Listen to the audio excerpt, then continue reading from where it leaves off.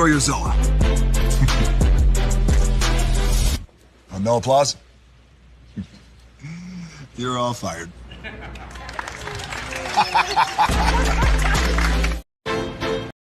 Hey, good morning, America.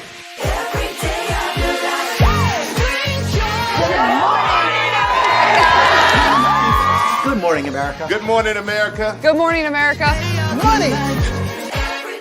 Are you ready? They are ready. Covering the biggest events in the country right now. There's a lot going on here this morning.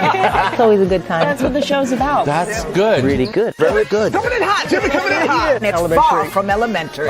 Good morning, America. I'm not going to try to strut like Michael or anything. I have known George a long, long time. Have you ever gotten him to dance? Look at that face. You don't just see it, you feel it. I'm in. I'm in. I'm in too. I'll be there. I am here and so happy. I'm in. I'm in too. I'm in. That tells you something when Snoop Dogg's in. Michael, George, Lara, Ginger.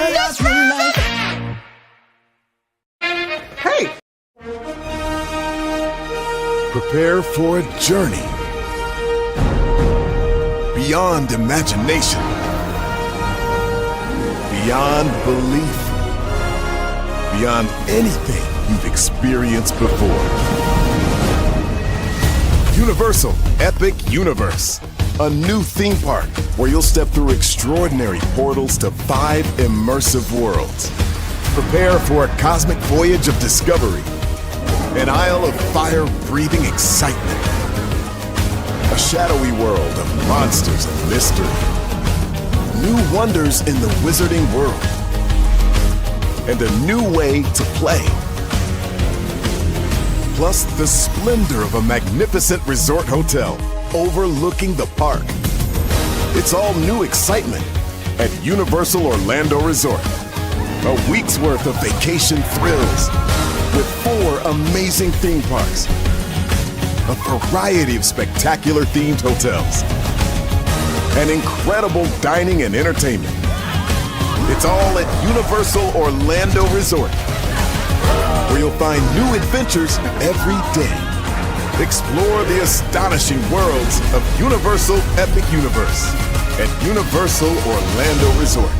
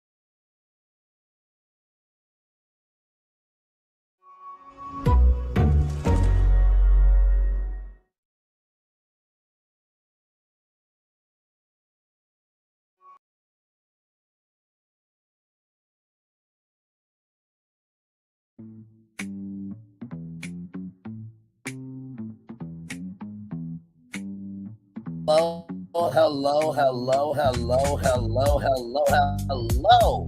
To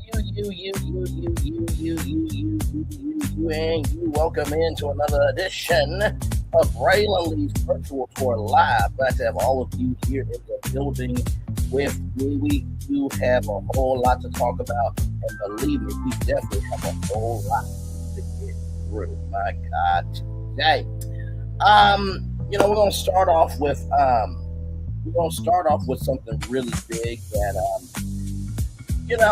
I think sometimes people need a lesson that the harm that you try to do to others, it's gonna flip back on. So we'll start off with that. Wait till you see what it is here. But after that, we're gonna talk about our destinations here because we have 1, 2, 3, 4, 5, 6, 7, 8 destinations for you all this morning. Lionel Richie, Mr. All Night Long, has something to say to Chris Brown and Usher. Yes, indeed, he does. We'll get into that, what he said. Rihanna, A$AP Rocky, is ready for new music just like the rest of us. We'll get into that. InvestFest, it happened. It did. But what if I told you that there is more than meets the eye? Yes, indeed. We'll definitely get into that, especially after that big announcement, right? That they did for the South Side of Atlanta, Georgia. Yes, indeed. There, Carlos King is back in the news, child. When is he not in the news for some bullshit? There's a new article that came out that we're gonna go over, and plus, not only that, I'm gonna show you a summary of what I said about Carlos King not too long ago, but long enough ago. We'll talk about that. AI, of course, as we all know, we live in an AI world, but it seems like AI is breaking down slowly but surely. And when it comes to the job market, I mean, come on, it's its own minefield. We'll talk about that. Nolan Wells, we are still saying his name. We are still giving him coverage, and we are still not putting our foot off the gas. Coon Icket TV last night said that the boys didn't do anything, even though he has no evidence of that. And you saying everybody's a suspect until nobody's a suspect should not get you a lawsuit at all, because that's how the police are handling it. They haven't even cleared them. Okay, so until we get a report that they are cleared, they're suspects. Okay, all right, moving on. Child, just my God, today, just. I mean, I get it when you get to a certain age in life and you look back over everything, you're washed up, you're dried up, and you really have no purpose. Like Coon Icket TV, you get mad, you get frustrated, you get pissed off at other people, but that doesn't mean that you could just do anything that you want to do and have a platform. But hey, far be it from me giving an opinion, but yet here we are. Karoline Leavitt has left the White House as the press secretary, which is fantastic, except we are still in this presidency until 2028. So we're not out the woods yet, but that is a decent win. We'll talk about that. And then Selena Gomez and her mom are being sued over a mental health company startup. Yeah, it's a big Friday morning here, so let's get to it because higher is waiting, low is available. But either way, we got to go on tour. Yes, indeed, we do. Let me take down this iconic intro here. You see that virtual tour background? Yes, you do. You hear that virtual tour music? Yes, you do. One thing to know, and two things for sure, that over here on this channel, a lot happens early. Roll it. It's a new morning for America's family. Sun's coming up, so make it all that it can be. You know a lot happens early. I'm Harry Smith. I'm Julie Chen. I'm Maggie Rodriguez. Morning everywhere. Come on, get up. I'm Russ Mitchell. And I'm Dave Price. And it's a little early for this. Right now, this it's a new morning for America's family. Sun's coming up, so make it all that it can be. You know a lot happens early. Every day's good when you're starting it off right. But whenever you're starting the daylight, and a lot happens early. Can you feel it? And I said, Good morning, everybody. Are you girls ready for the Jonas Brothers? We have an early show exclusive. Yes. A lot happens early. A lot happens Early. The Early Show, weekday mornings on CBS. It's a new morning.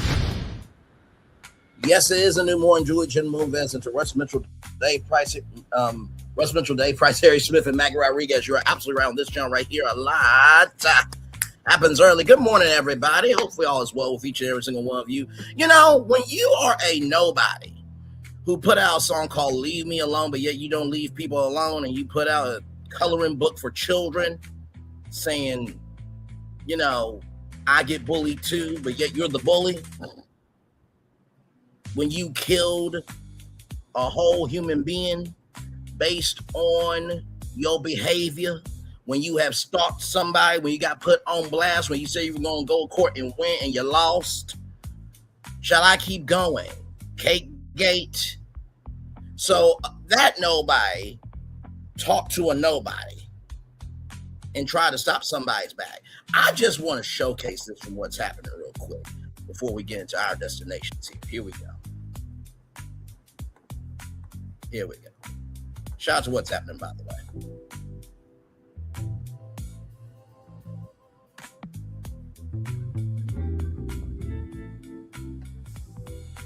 So congratulations to Melody, Cherie, and Drew Sidora, because according to Melody, they did sell out during what was essentially just a soft launch. So that's a good problem to have. Yes. Also, I will say, after watching her live, I'm really interested in seeing what happens when they take this offline and actually get in front of the fans, because Melody announced that they would be having an in-person event down in Atlanta.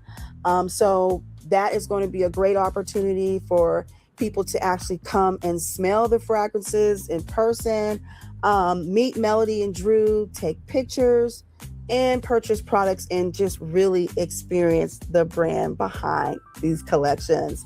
Also, I think we're watching something that's interesting that's happening between these two women.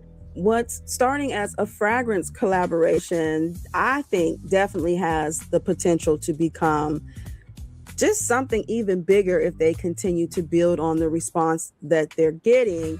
But let's take a listen to what Melody had to say. Sound check, Annette. I have been doing amazing. But look, I got to tell y'all this really, really quickly, okay?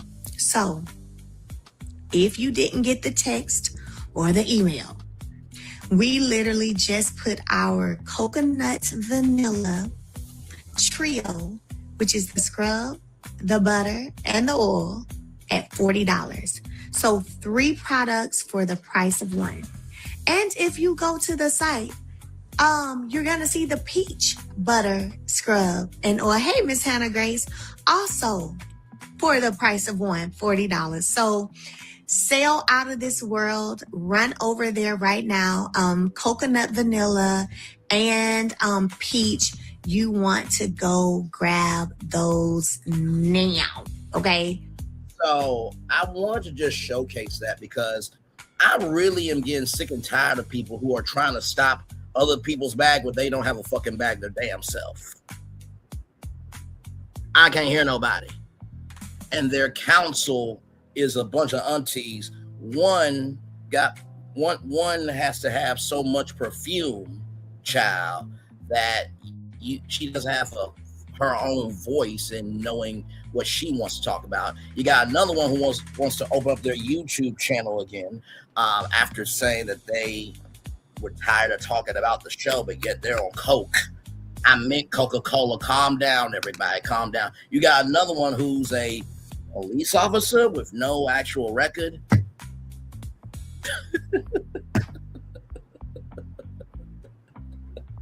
Child, listen. All I gotta say is this: it is so interesting to me how you want to stop her bag, but yet you say you were tired of talking about the show as well. Your damn self. You were going to do a whole rebrand, did like a countdown thing on your page. You know what's really funny? If you're that big and bad and bold, why hasn't Stormy used any of your music in her promotional campaigns, huh? Not to mention Cynthia Bailey is showing Melody Cherie some love. Child, it looks like somebody who wants to be a king can't even find a kingdom who wants him. Okay? So worry about your bag, and maybe you'll have a bag. moving on. And if what I'm saying ain't true, don't respond to me, motherfucker. I'm scared. Oh my God, anxiety. Yeah, I've been watching me. You remember you texted me that, right, motherfucker? All right, let's roll on. Now, with that being said, let's get to our destinations here. I just had to do that because I'm like, we're not going to try to tear down somebody just because nobody wants to lift you up, okay?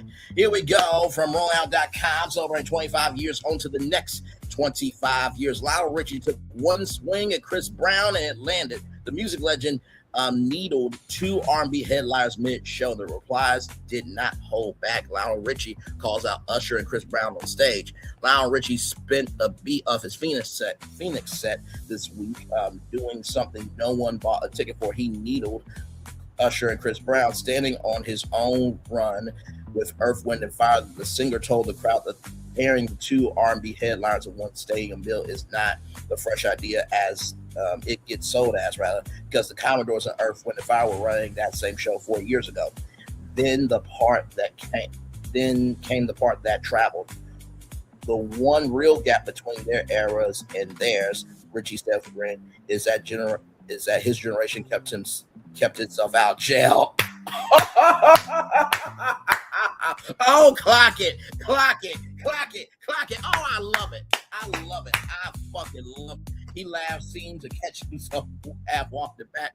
The phone caught all of it. And by the next morning, the clip was moving fast across Twitter. Nobody had to name names for the punchline to point somewhere specific, which is exactly why it stuck. How fans took the swing, replies split down familiar lines. Allowed share read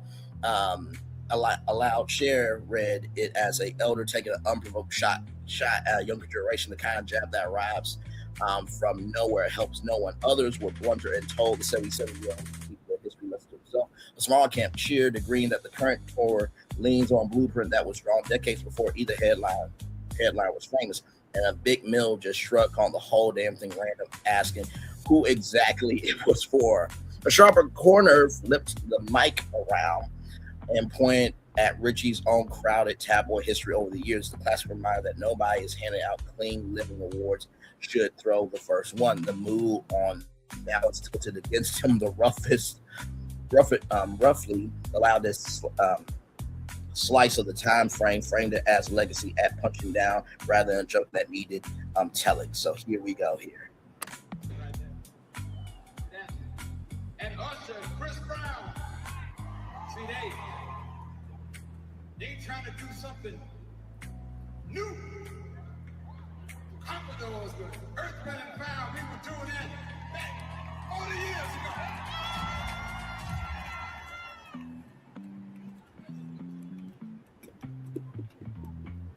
All the difference is between then and now, we didn't go to jail.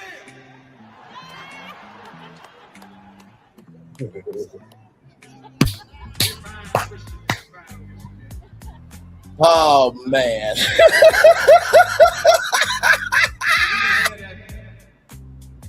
And Instagram and that TikTok and that go out and tell a lie, they go post. What the hell was that?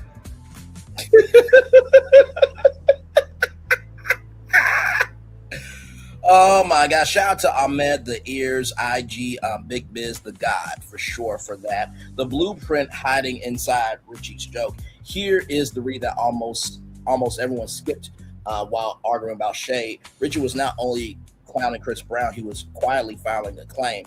The two R&B star stadium bill is not a 2026 invention. It is the exact model his own catalog helped build, and he knows it. Stripped the jail line off the top, and what's left is a founder watching his format get run back by the next tenants.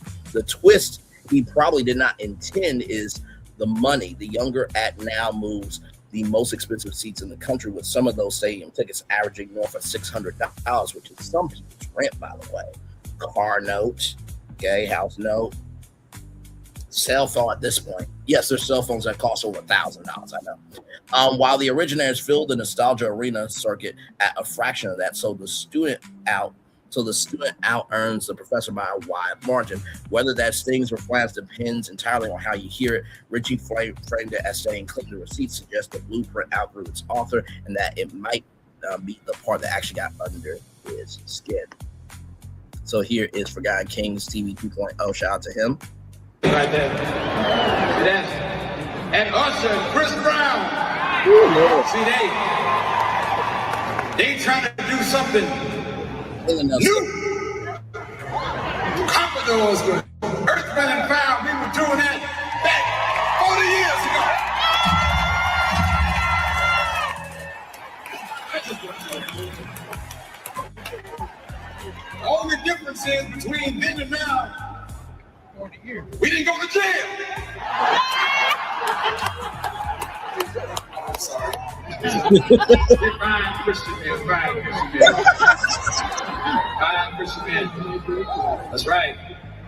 See, we didn't have that Instagram and that TikTok and that go out and tell a lie, they go post it.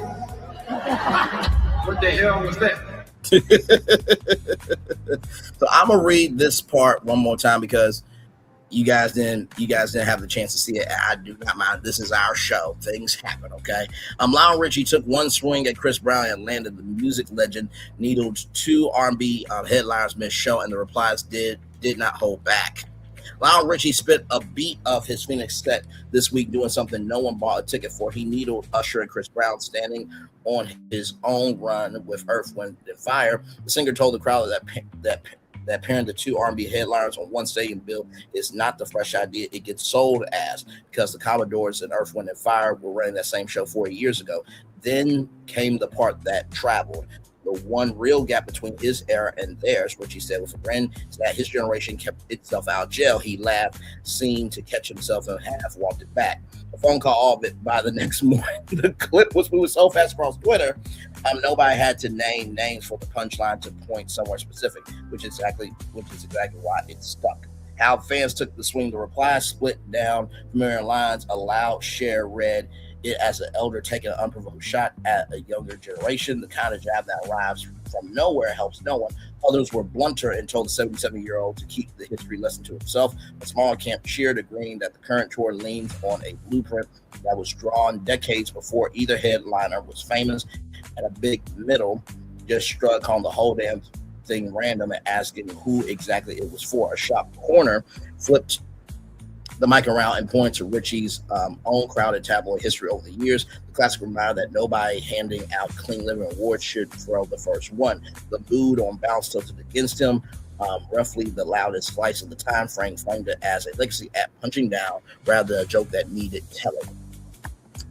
The blueprint hiding inside Richie's joke. Here is the read that almost everyone skipped while arguing about shade. Richie was not only clowning Chris Brown, he was quietly filing claim. The two-star R&B stadium bill is not a 2026 invention. It is the exact model his own catalog helped build, and he knows it. Stripped the jail line off the top of what is left as a founder watching his format get run back by the next tenants. The twist he probably did not intend is the money. The younger act now moves the most expensive seats in the country, with some of those stadium tickets averaging north of $600, while the originators filled the nostalgia arena circuit at a fraction of that.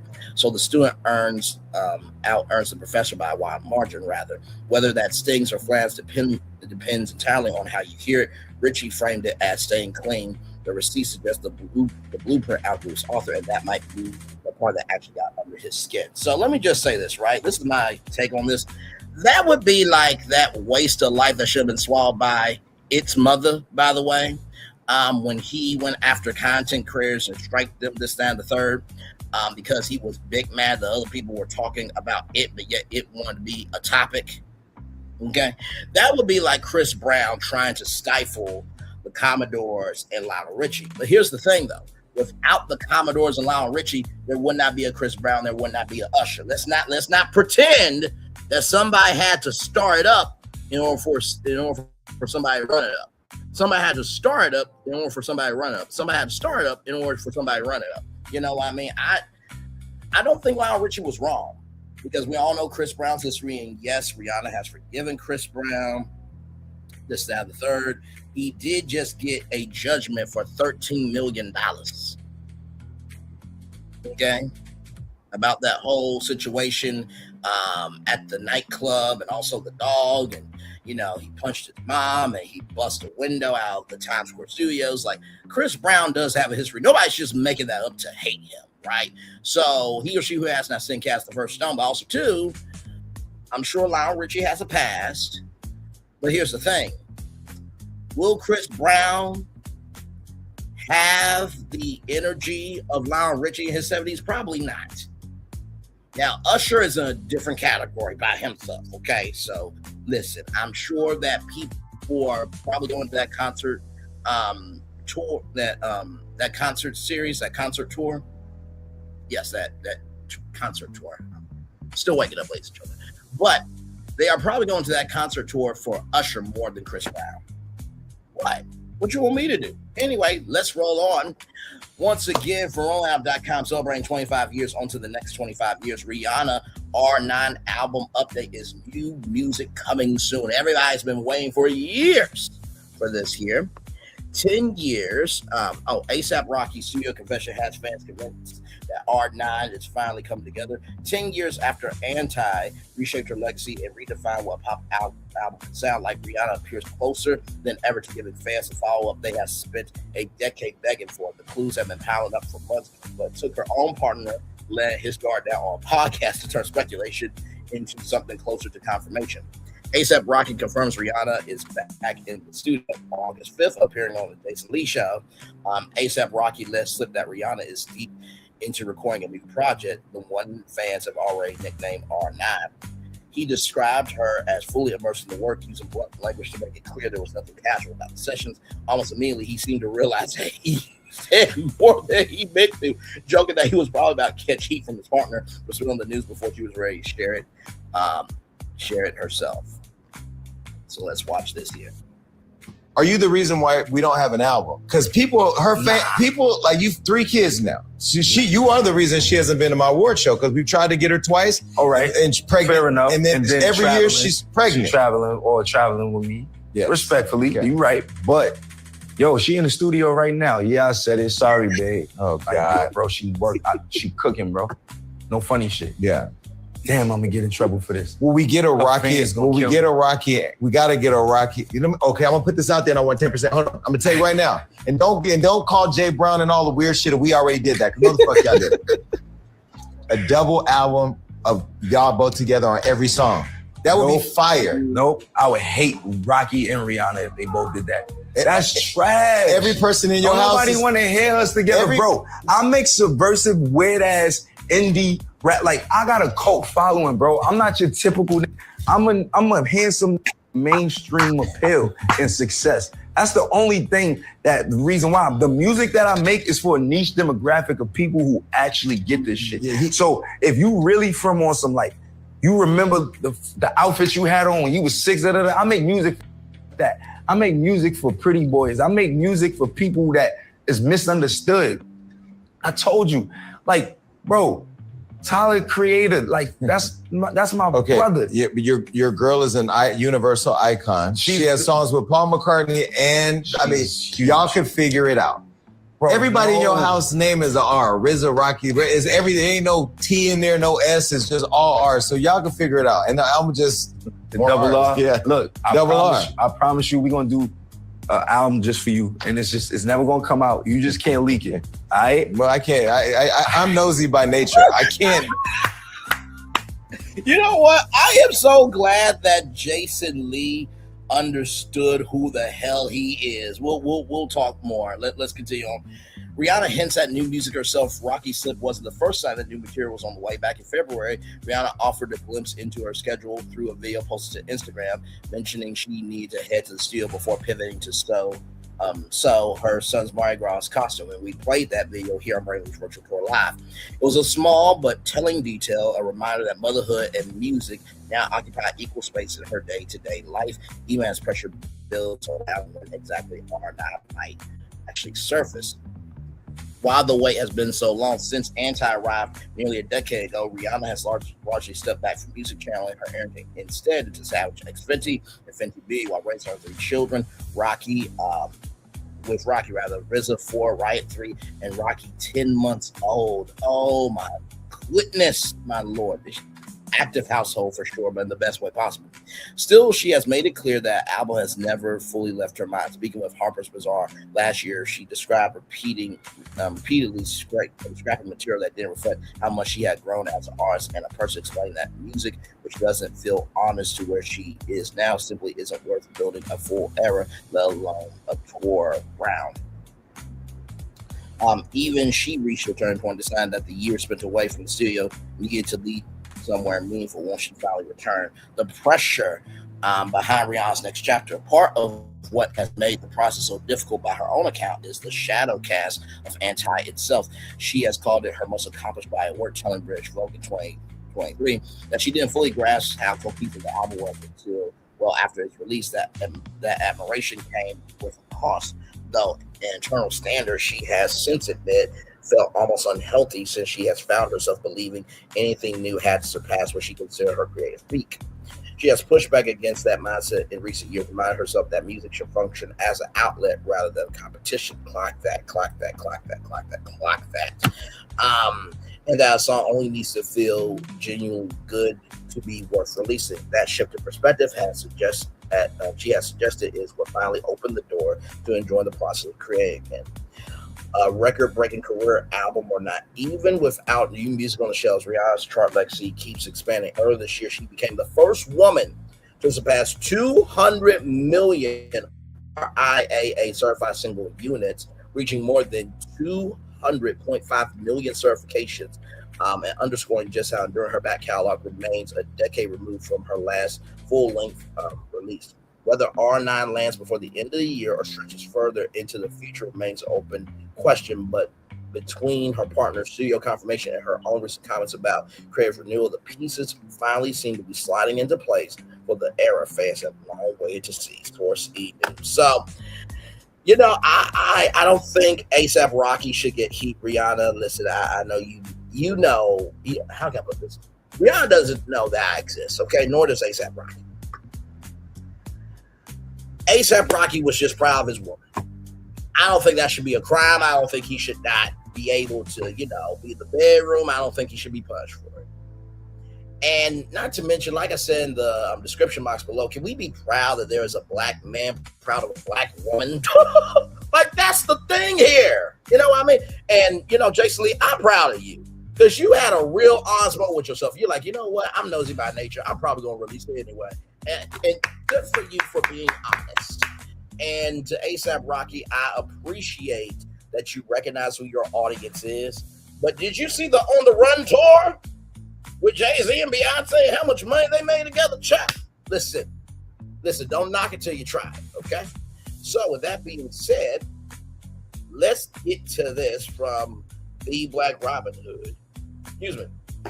So, Earn Your Leisure claims 31,000 or 31,300 tickets were accounted for the all-time record. Were sold and everybody ran with it. We don't trust, we verify. Cold Guard Tars that claims aren't facts, receipts over hype. So right here, my honest InvestFest review, 16 years in business and 3 years as a vendor. Here's why I stopped.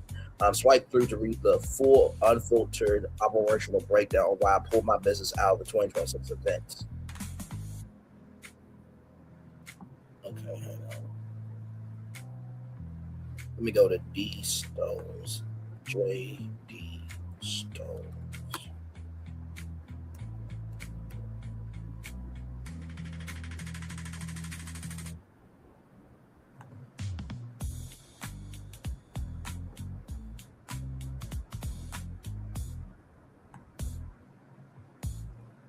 Give me a moment, y'all.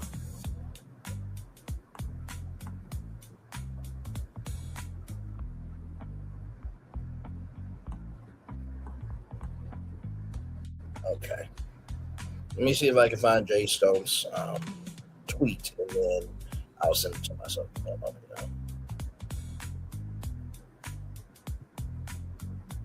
y'all. Interesting.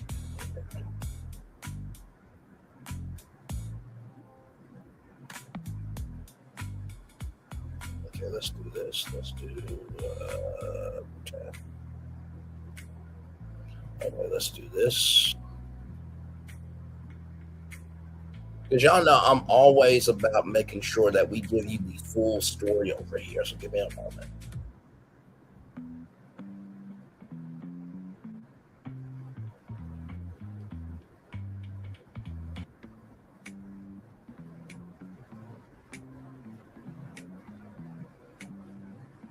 Okay, let me share this for myself here. Give me one momento, y'all. Like I said, hopefully your Friday morning is going very well. Yes, indeed. I got so much going on. Okay.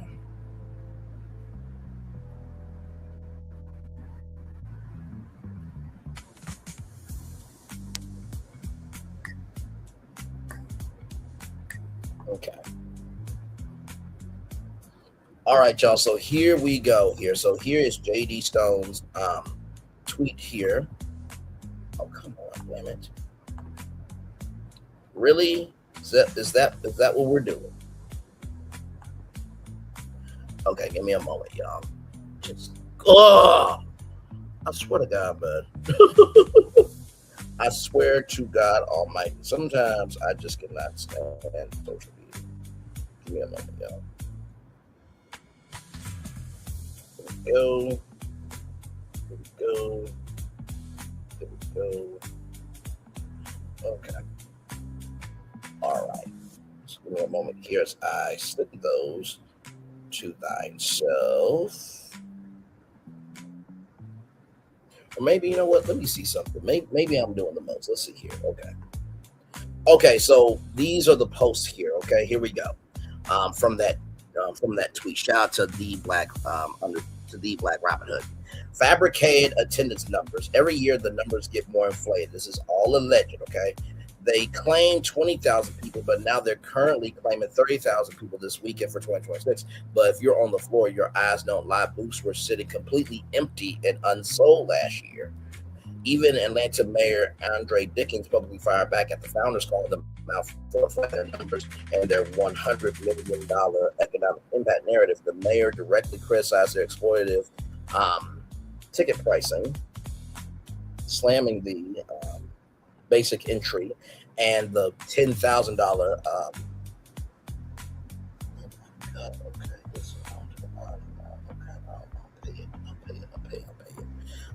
Sorry, y'all. Sorry. Let's see here. On their $100 million economic impact narrative, the mayor directly criticized their exploitative ticket pricing, specifically saying the basic entry and the $10,000 VIP tier, stating that they charge local people way too much money while failing to provide actual tangible value back to the community. Key takeaways. What is don't trust, verify? Key takeaways: don't trust, verify is an idiom in Bitcoin meant to encourage you not to trust any claim you cannot verify yourself. Its origins can be found in an old Russian proverb: trust but verify. In Bitcoin, verification ensures legitimacy and integrity.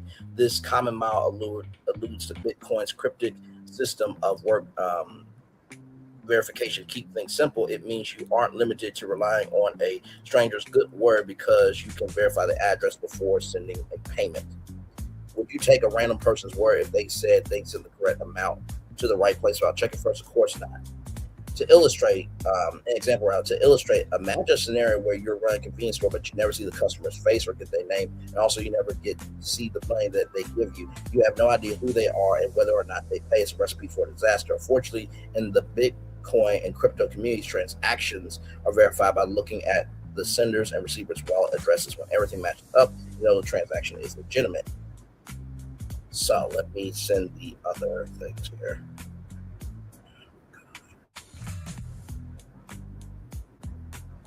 Already, I took care of those guys. Sorry, y'all. Okay, let me go to Messenger.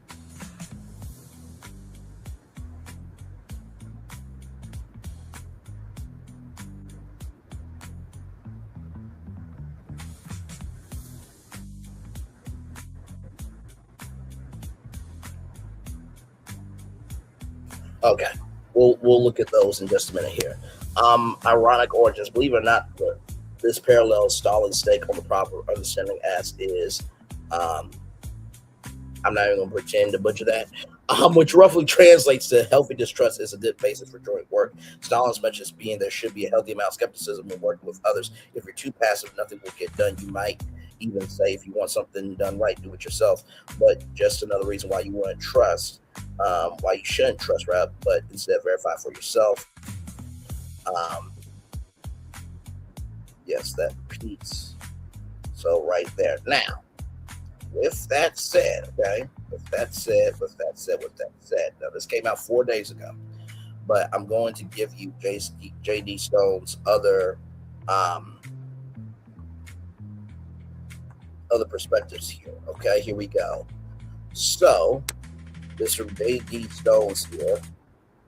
My honest InvestFest review: 16 years of business and 3 years as a vendor, and why I did not return this year as a business owner with 16 years of professional experience, including 16 years working with celebrities and high-profile clients and experiencing vending at multiple business events and expos. I understand business operations, marketing, branding, event execution, vendor relationships, and return on investment. I was a reoccurring InvestFest vendor booth for $2,500 for 3 consecutive years for 2023, 2024, 2025. This review is based on my first-hand professional experience over those 3 years, not one visit or outside speculation. After watching the event evolve and comparing what it was marketed to what I actually experienced as a paying vendor, I made a professional decision not to participate in InvestFest 2026. Here is the difference between the marketing hype and the actual reality on the ground. Number one, the investor bait and switch, the pitch. They tell small businesses that if you buy a booth, you'll get your brand in front of deep pocket investors ready to back your company. The reality that institutional investor foot traffic never happens. The organizers lock the real capital behind highly commercialized open pitch competition on the main stage for 5 select finalists. The hundreds of everyday paying vendors on the floor are left out to completely dry. Then right here, number 2, zero celebrity foot traffic and awful layouts. The pitch: massive celebrities are in the building to network and uplift the culture. The reality, the celebrity speakers are completely shielded and isolated from the marketplace. For standard high-value expos, create a vendor hour before doors open so speakers can actually meet the business owners. InvestFest doesn't do that. Even worse, by 2023, the floor layouts were so poorly managed that crowds were choked off into tight hallways, completely killing natural foot traffic to the business booths. And number 3, delay, chaos, and edutainment. 2023 was the peak, and it's been downhill ever since. That was the year that schedule completely fell apart. Headline speakers like Diddy showed up 3.5 hours late, backing up the entire weekend. Instead of the actionable wealth building panels people paid thousands for, the organizers filled the time with DJs, music parties, and terrible audio acoustics. People were literally on Instagram and Twitter talking about filing credit card chargebacks because they paid for a business conference and got a loud concert. So that is interesting, right? Right. That sounds pretty interesting. Until you hear this right here. After building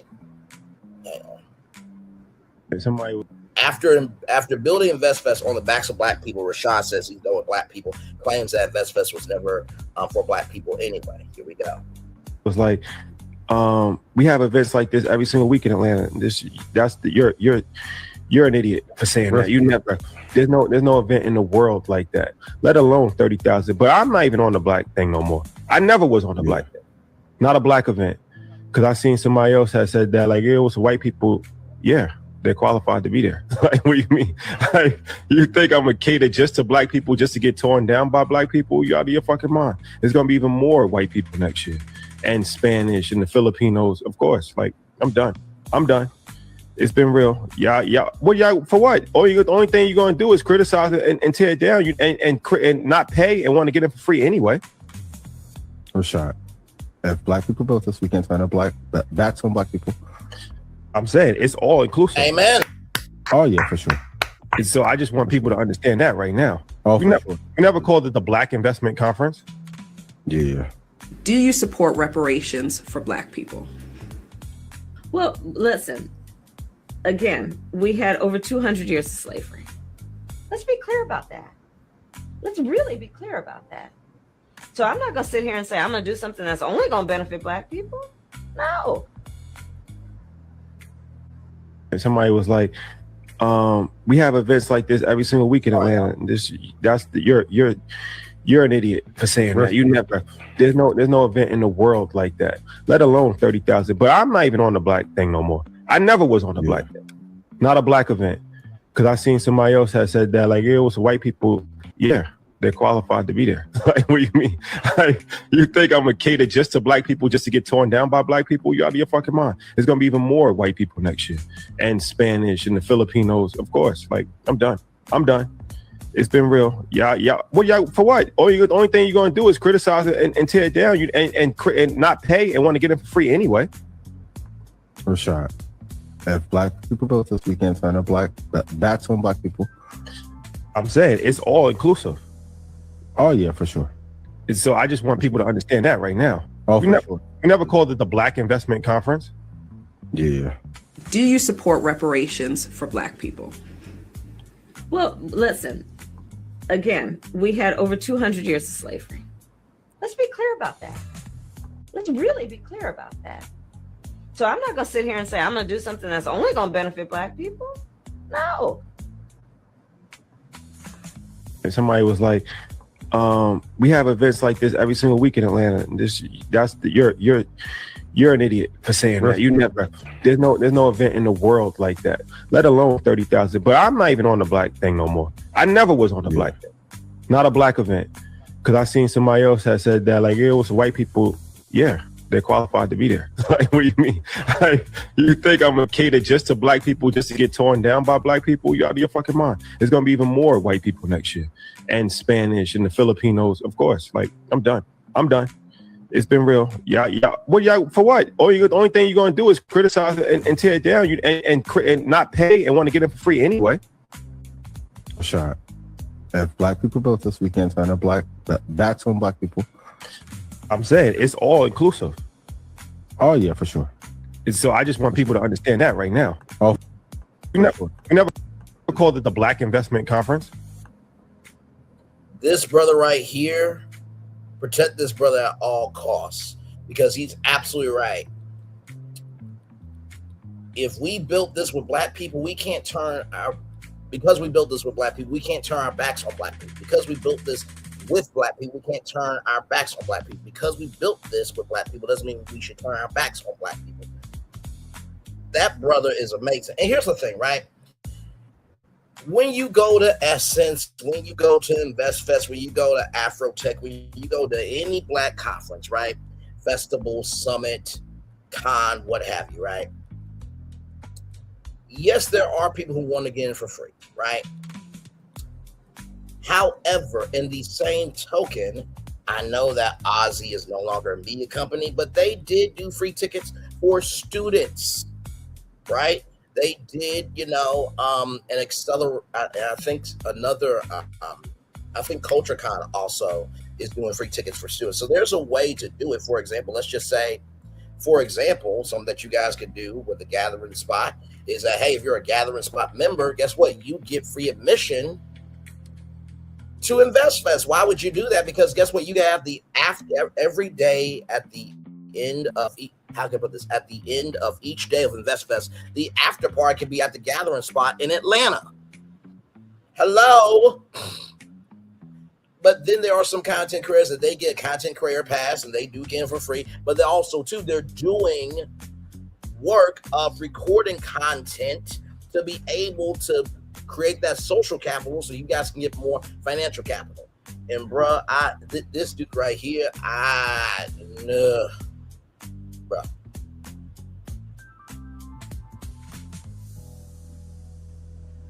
He's done more for Black people than most Black people ever. That includes you too, sir. I won't let frustrating time change my view of him. This comment section is exactly what he's talking about. We are never satisfied. These people do more for the community than anybody you can shake hands with, yet we're quick to try to tear them down, discredit them at the earliest begins. You know what's exhausting. You know how exhausting that is to deal with. We're constantly buying the hands that try to feed us and then act hurt and wonder why people say stuff like this. Insufferable. This is an emotional response. This man doesn't feel supported by his community, serving and trying to liberate our people is for the weak. His delivery was wrong. Thank you very much. But his message is not entirely on Black people are so critical of one another. That is true. VetsFest was intended to expose our people to many opportunities, but no matter the exposure, it's never enough. A constant stream of nitpicking. And I feel like from what he said, every Black person is not of that industry, right? There were Black people there. Steve Harvey, I believe, is an investor of I was about to say Blackfest. Black Vest Fest. That's what it should be called, Black Vest Fest, but that's neither here nor there. But no, sincerely, there are Black people who are way too critical, and he or she who has a stickcaster for something, like I always say. But in the same token, just because people are criticizing doesn't mean they don't want the event to win. Let's keep going here. Shout out to Victoria 007 here for that. That was a very well done comment there.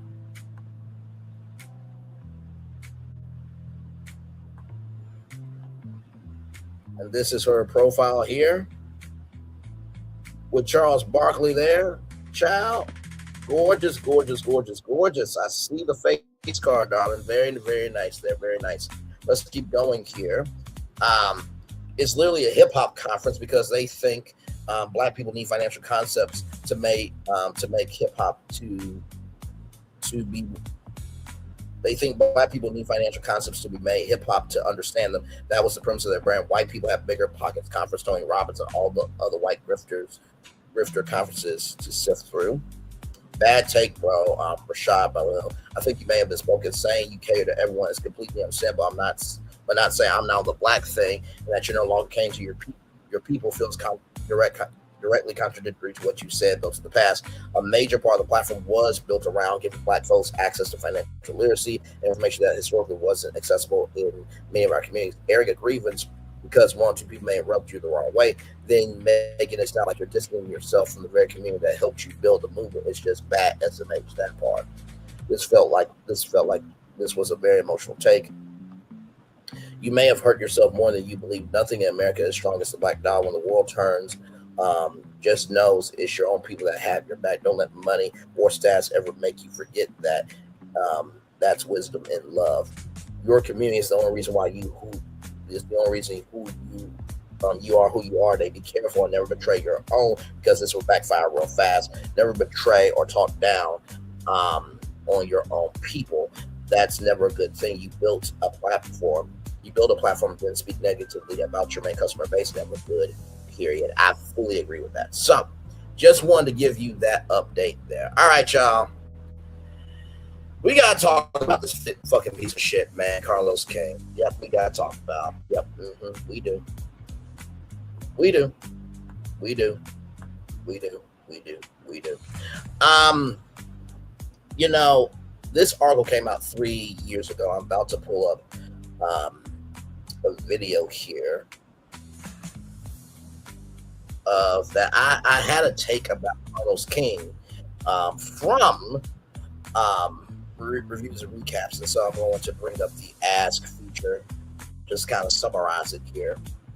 Just want to bring up this article because this is a reference article, right? So here it is here.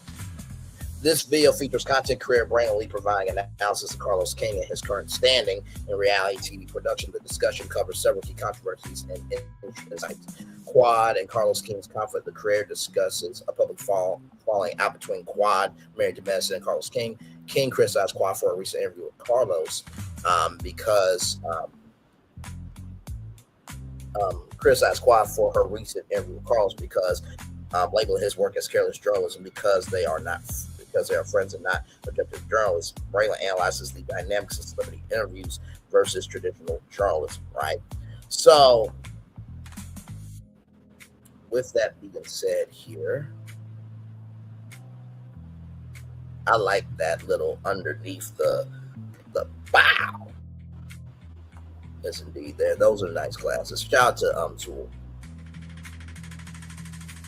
So let's do here.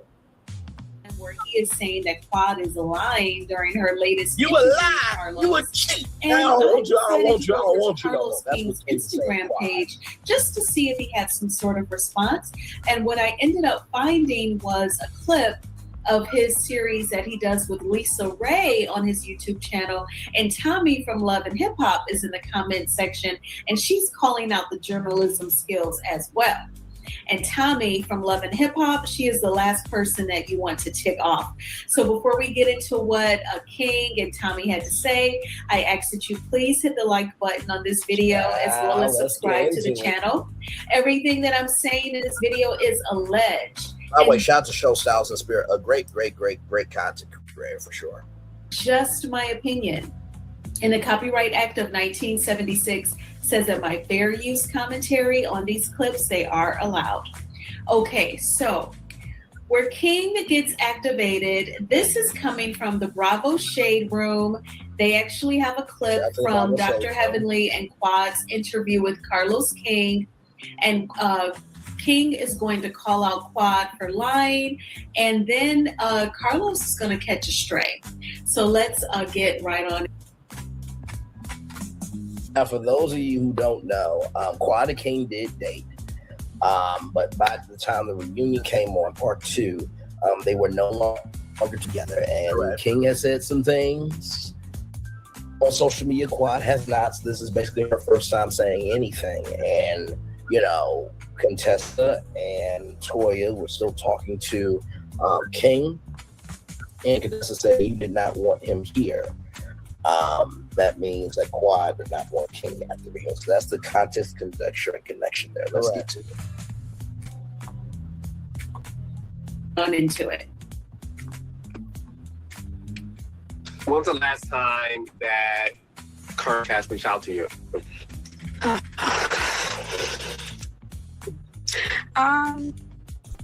It was recent, very recent. Maybe a few days ago. Saying why? I don't. Here I don't indulge.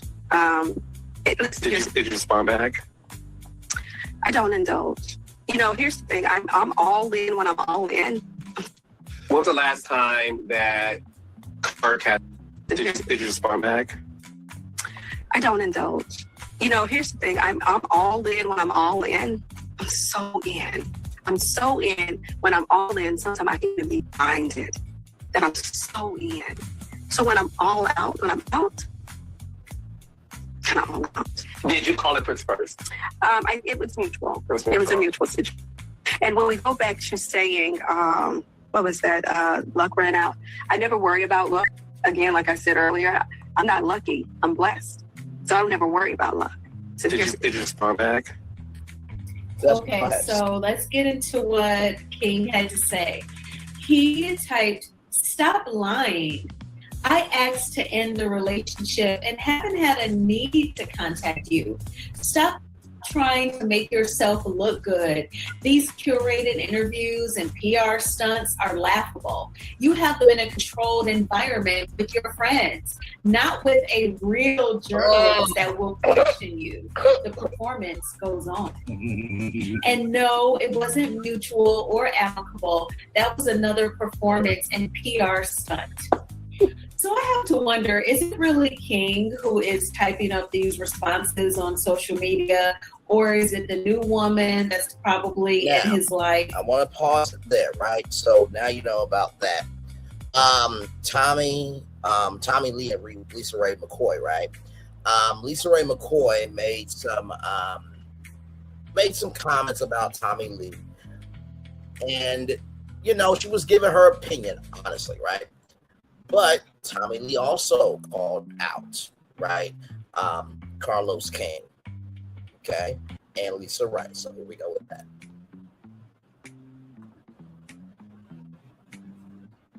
So Ray. Lisa Ray can hold her own talk show. She don't really need to be with And then we're going to get into what Tommy had to say in the comment section.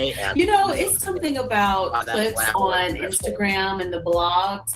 The comment section sometimes is more detailed than the story, definitely more entertaining if it's like a funny story. But let's go ahead and get into it. What is happening to Solange's 21-year-old son? Joel Smith was recently seen out with Tommy Lee. She's 41, he's 21. There's a video of them kissing, making out. We'll say this, Solange will probably approach this in a way in which this does not and should not come between her and her son. Because if you try to bark too loud, that he might just go in that direction, period. You know? I will say this, at 21 and at her age, what's the chances of it lasting? I think not. You know, I think that he has so much more of the world to see. Lisa Ray and I needs think her that, own you know, talk show. she Don't have probably to be would with want Carlos. somebody that's She more needs her own talk show. She does experienced. not have to be with You know, Carlos King. I think that maybe perhaps she's having some fun. It seemed like she was not as concealed, you know what I mean? I don't know if she had a drink or two, you know what I mean? But it seems like she... Because here's the gag. You ready for this? Carlos King needs Lisa Ray more than Lisa Ray needs Carlos King. No lies told. Needs Lisa Ray more than Lisa Ray needs Carlos King. Carlos King needs Lisa Ray more than Carlos King needs Lisa Ray more than Lisa Ray needs Carlos King. Because like I said before, have y'all noticed anytime Carlos does anything on YouTube, he can never hold his own? Ever. He's always got to be connected to somebody in order to be a somebody. He's always got to be connected to somebody in order to be a somebody. He's always got to be connected to somebody in order to be a somebody. And we all know Reality with the King. It's just Nightcap with Carlos King remix. That's it. Okay. That's all it is. Nightcap with Carlos King failed on the Oprah Winfrey Network to try to come back with Reality with the King specials. And then somehow Charlamagne the God believed that platform deserved a space, a voice, and to be elevated. With Charlamagne the God, I just want you to know, you're with a lie, a cheat. And I promise you, you ain't gonna want him, you ain't gonna want him, you ain't gonna want him no more. But you're gonna have to learn the hard way. Absolutely. Child, I mean, just, you wanna learn reality TV from him, but Will Packer is $1 billion box office director. Like that tea. Child, let's roll on. And not to mention, too, Will Packer produced Queen's Court that Lisa Ray was on Bravo and Peacock. But hey, listen, Charlamagne the God's a smart one. Let's continue. I love my damn self. I really do. Like she's having a good time. It seems like, hey, you know, whatever. And when that takes over and that happens, then you might get a little wild. But I don't know a lot about her. The backstory that I have heard about her was that she was on Baddies and that she has, you know, I don't know how many kids. And I want to say that I think I heard that she is trying to get custody of her kids. So that means that she lost them. I don't know how. I heard that she's been to jail, but haven't some of us all. I've heard that she likes to fight, but hey, if you got to fight, she got hands, you know what I mean? As a mom, do you want your child to be with the best representation of a lady? Someone that you can, you know, live a life with and grow with? Yeah, you want that. Do you want someone that has so much of a reputation? I think. Now, do you see how Lisa Ray is holding her own? Because she has that wisdom, she's got that sauce, and she understands the totality of who she is. That part. You see, Carlos ain't adding nothing because he has nothing to contribute. Come on. Can you imagine if Carlos King was your uncle? Imagine Carlos King being your dad, and he produces chaos, strife, and misery on reality TV, and you expect your Uncle Carlos King to help you? I would rather trust Lisa Ray McCoy in the foxhole before. Come on now, Bray. No lies told, motherfucker. And the gag is nobody in the industry elevates it. The gag is nobody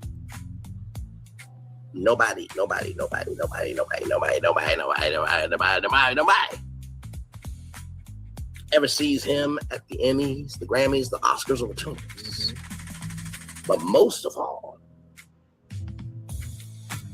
You don't really hear Carlos King working with a lot of networks, do you?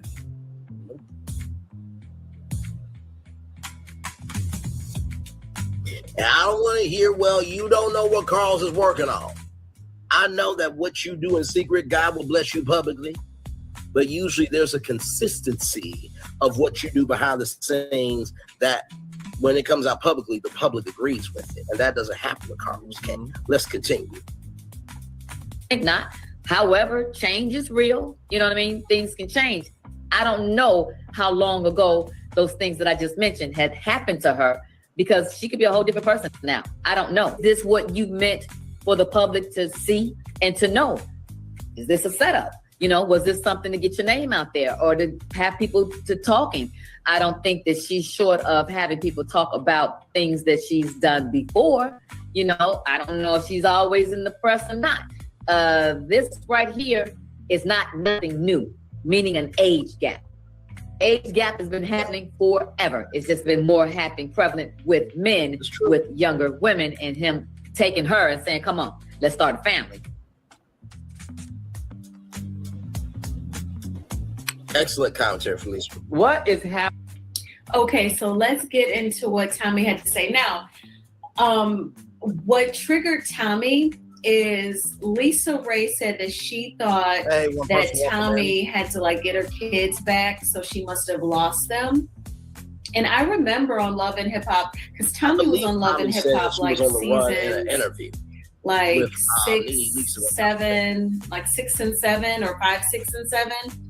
And she had like her oldest daughter, and then she has 2 daughters. So maybe like one was like elementary school and the other one was like middle school, almost high school. And then remember around 2020, the year of Carnival 19, Tommy was about to be a grandma. Her oldest daughter was pregnant and she was a teenager. So that young lady would be like in her early 20s now. And then so her daughter, that was like in elementary, kind of like middle school. By now, she's probably like a young adult as well, her baby. And her baby daughter, Tommy, remember Tommy's baby girl took like a gummy to school. And it was a huge mess. And Tommy like went to jail. And then Tommy used to go to jail a lot. And she used to have a goal to like go a complete year without going to jail. And I know that may sound like, oh my gosh, she can't go a year without going to jail. But yeah, that was a goal for her at once. Mm-hmm. So if you watch Love and Hip Hop all these years, you know. Something was sweet. But here is what Tommy had to say. She said, never lost custody of my kids. I raised them on my own, although they have present fathers. I wish people wouldn't speak unless they actually cared about the topic enough to have facts. Speaking on things that's trending with no real facts is careless journalism. Okay, and then. Now, Tommy Lee, I'm going to just say this right damn now. If the fate of the world's on the line, laser beam on the globe, and the aliens said, we got to sacrifice one of you to save the world, we would sacrifice you and keep Lisa Ray McCoy. Understand? That's non-negotiable. Nobody would stop us from giving you to the aliens. You are not that powerful. You are just as powerful as Nalina, which ain't really saying anything because she shit her damn self, just like you are. And number 3, Lisa Ray McCoy actually gave you a lot of love, grace, and space, right? Mm-hmm. So that's the thing that you can't really get upset about. You can't get upset about the history that you've made for yourself, and then people are recollecting your history. If you want people to tell a better history of you, you need to create a better history. The one Scott Williams, if you want me to tell people about the history between you and me, you should have treated me better. Come on. Imagine being able to build an app with your name on it just by thinking whatsoever. And I meant that shit. And that journalism comment really should be more directed at Carlos King than Lisa Ray McCoy. Okay. Because Carlos King did go to school for, journalism and stuff like that. But child, I cannot imagine him on ABC, NBC. I mean, CBS News, they need black people so they don't look like they're a racist news organization. And CBS needs, content so that way they won't look like a racist network. What? Did I say something wrong? Let's roll on. About it. Meet Base 44, a complete AI creation platform. I'm looking to see if anything else. Describe what you like what it is, cuz. What's up with you, man? Let's continue. And it's so you have that there. Now, I want you to listen to this part from Carlos King right here, okay? Carlos King had something to say about reality TV. Now, this is from the cosplayer of a supposed king of reality TV. Let's watch this.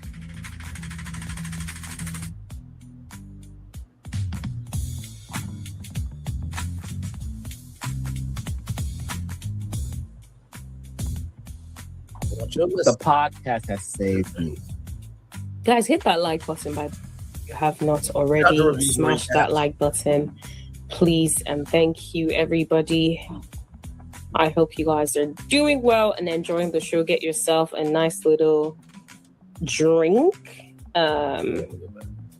Hey lovelies, you're welcome back to Reviews and Recaps. Now please hit that like button, hit that subscribe button, tap that bell button right next to it so you know every single time that I post or go live. Also, you can now hype videos, so please hype the videos so that you can put us in the algorithm so that our audience and more people can find us.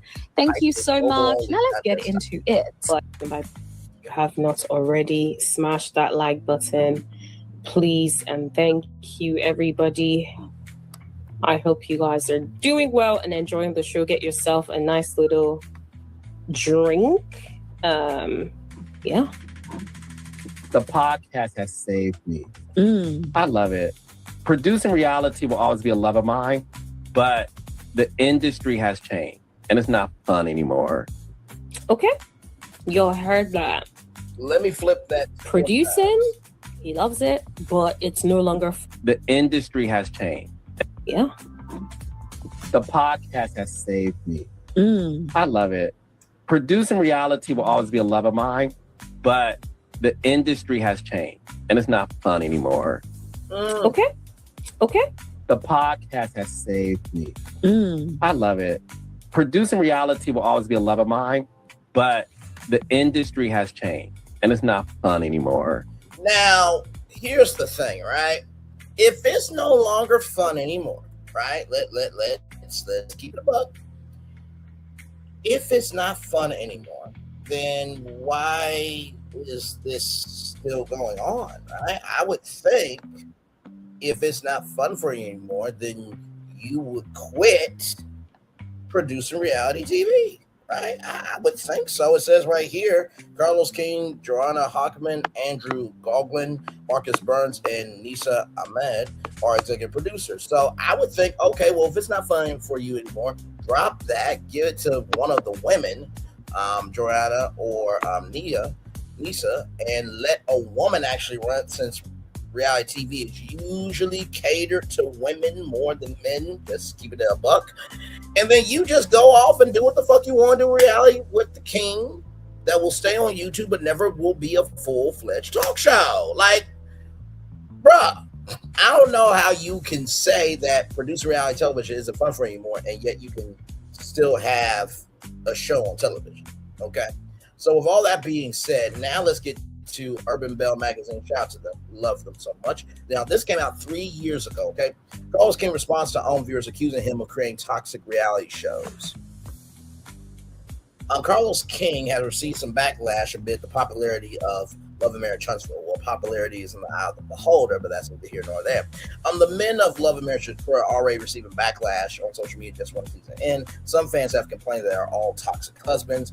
This has also resulted in some criticism of Carlos King as well. In fact, some Love and Marriage Huntsville fans have accused Carlos King of liking and supporting toxic men who should not have a platform. This all came to a head after Melody Cherie made some strong accusations about Martell Hope. She alleged that Martell threatened to release a video of them being intimate while they were still married. Martell then did an interview addressing the accusations and claimed he was just defending himself because Melody was bullying him in the interviews. And this is the thing that you gotta understand. If you were a piece of shit to a woman and she says all the things that you did as a piece of shit, that's not bullying. That's just telling the truth. And vice versa. If you are a woman that was a piece of shit to a man, that man's telling all the things that you've done as a piece of shit to him. He's not bullying you as a woman. He's telling the truth. Stop it. Stop it and stop it. Good damn. The matter was taken pretty seriously by some Love and Marriage Huntsville fans. Even petition was even launched for call for Martell's firing. As for Carlos, he made it clear on his YouTube channel that he prefers to remain neutral when it comes to Melody and Martell. He firmly believes there are huge reasons why Love and Marriage Huntsville became a smash hit on OWN. Well, here's the thing, right? I think that may have been true in the beginning, but if that's the only show on the network and people are watching it, it will become a hit because there's nothing else competing against it, right? So that's the real reason why it's still a hit. Now you have, Put a Ring on It, Cheat Hab that just came out. Never Ever Met. You have Ready to Love, right? You also, I'm trying to think what else is on the network here. You also have, Ayala, Fix My Life. Ayala Inside the Fix. Okay, so that is back as a show. You have Dating Download and Glow Up at 5, which are 2 YouTube shows. So even OWN is recognized we need to produce content for them. You also have Heart and Hustle Houston. Okay, you have Bell Collective as well, child. I will always stand 10 toes down on Selena does not need to be on Bell Collective. She was on Bring It, which put Lifetime on the map for unscripted content. Carlos King needs Selena more than Selena needs Carlos King. Y'all not gonna make me feel no other ways about it. Okay. All right. Okay. And not to mention too, let's get back to let's get back to the article here. So as far as he's concerned, he doesn't want to move the show forward without them. Well, Carlos addressed some of the criticism he received during an interview with Love and Marriage Detroit star Anthony Thompson. Carlos King is concerned that critics will watch a positive reality show. Carlos asked Anthony, people think Anthony is toxic. Oh, there are some Anthonys that are toxic for damn sure. Besides Anthony Thompson from Love and Marriage Detroit. The men on Detroit are toxic. Carlos like toxic husbands. What do you have to say when people throw those narratives in your direction? Anthony, I think it's bullcrap. It's people being fake. Because let's be real, if these cameras went home for everybody, see, I'm on a lot of boards. I talk to a lot of people. So it's many men I know right now that are unhappy, get married, and doing stuff at home. And they be on social media smiling, taking pictures, and acting like they're happy-go-lucky, and that ain't true. He continued, let's be real, they can say what they want to say, but y'all watch it because y'all know y'all want to connect to it. Carlos then responded directly to his detractors. Rather, if I created a show and it was about everybody being happy-go-lucky, life is good, rainbows and skills, and we have picnics on Saturday, and that's it, y'all will call my show boring and not watch it. It will be canceled, right? The thing is this, everybody's relationship is different. Everybody, man, female, or they, everybody has a toxic moment, a moment that they're not proud of. Every relationship goes through ups and downs. We're watching the show because at the end of the day, you can relate to it. Here's the thing: when Heart Hustle Houston first came out, like everybody was like, "Yes, finally a show that yes, we got drama, but also we see the ladies getting along." Everybody loved Heart Hustle Houston, so that's bullshit. Okay, that's fucking bullshit. Just because producing reality television is no longer fun for you anymore doesn't mean you have the right to just be that asinine in your behavior. Okay, all right, moving on. So here's this here. So Carlos King, when is enough enough? They're stirring the pot and then crossing the line. Carlos King has built a career around dissecting and amplifying reality TV drama. But this time, the men behind the drama may have gone too far. So where should the line exactly be drawn?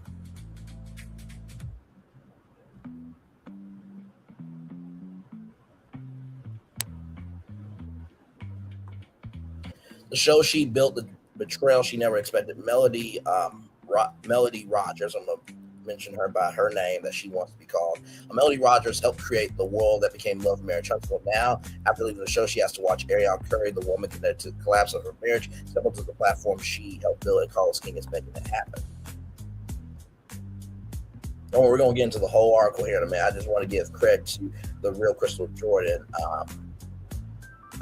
Crystal XO, by the way.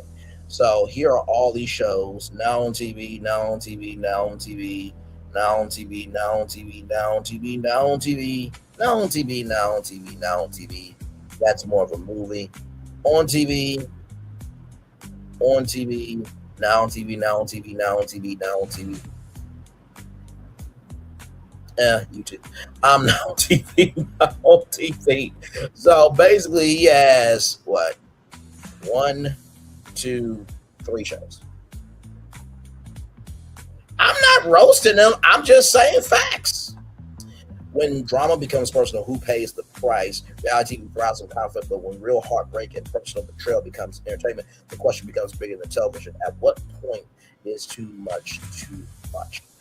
So right here, Carlos King publicly shared a private conversation he had with Rogers after the show was greenlit.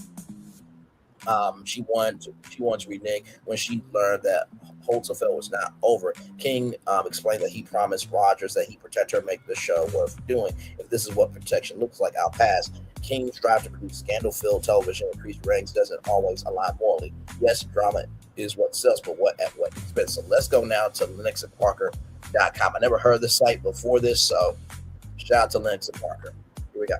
Carlos King has crossed the line. Child, when does he not cross the line?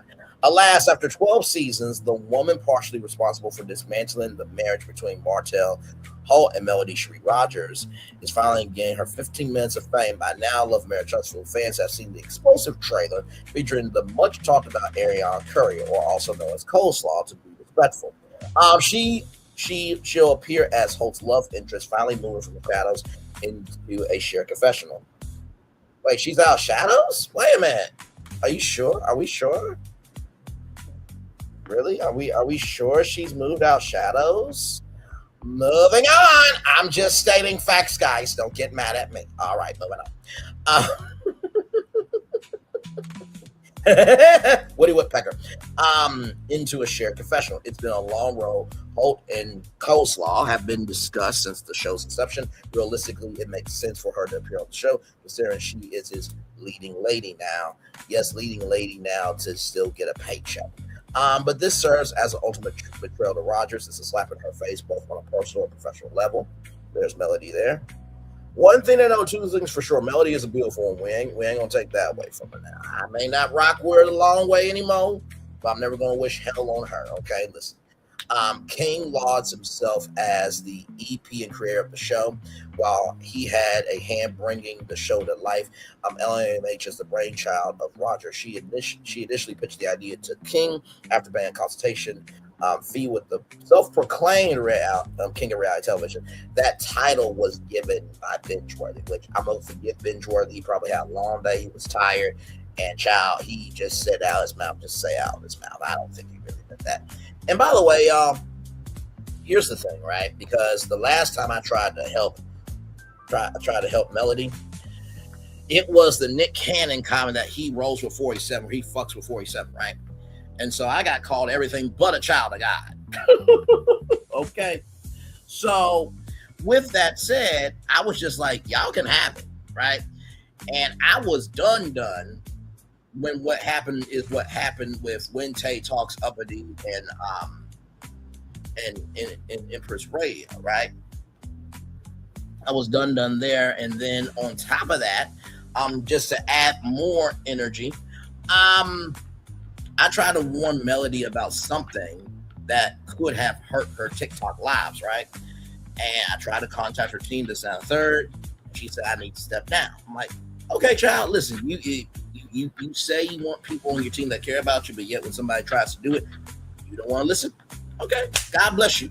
And like I said, I don't cover her anymore because guess what? There's a black kid that's dead. Nolan Wells. We got bigger issues here than Melody Cherie. Okay? All right? Moving on. But in the same token, though, just because I don't cover her anymore, I'm not her TikTok lives or this, that, and third, doesn't mean I have any hate for her, right? So people can feel the way that they feel and be respectful about it and move on. Some more than others, okay? That's why I did what I did at the top of the show, to let that piece of shit know that Cynthia Bailey, Drew Sidora are bigger than you will never become, you piece of shit. Now go cry to your coke auntie, Marie Gray, who, when she came out her mother's vagina, she didn't bring no sunshine. That's why her mama gave her last name Gray, okay? All right, moving on. Now, with that said, let's continue on here. Holt and Rogers wanted to do an HGTV-style home renovation show, knowing that ensemble shows centering on couples and friend groups had a stronger chance of getting picked up. King reworked the idea, suggesting the show follow 3 successful couples in Huntsville in various stages of life and love, with real estate as a background theme. Thus, LAMH was born.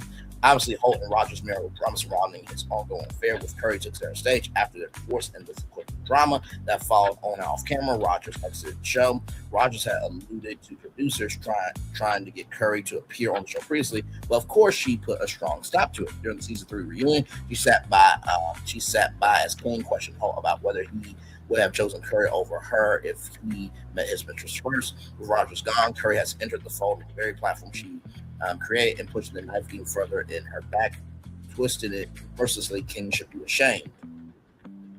So there is Carlos there. I think he was producing at that time on the ground.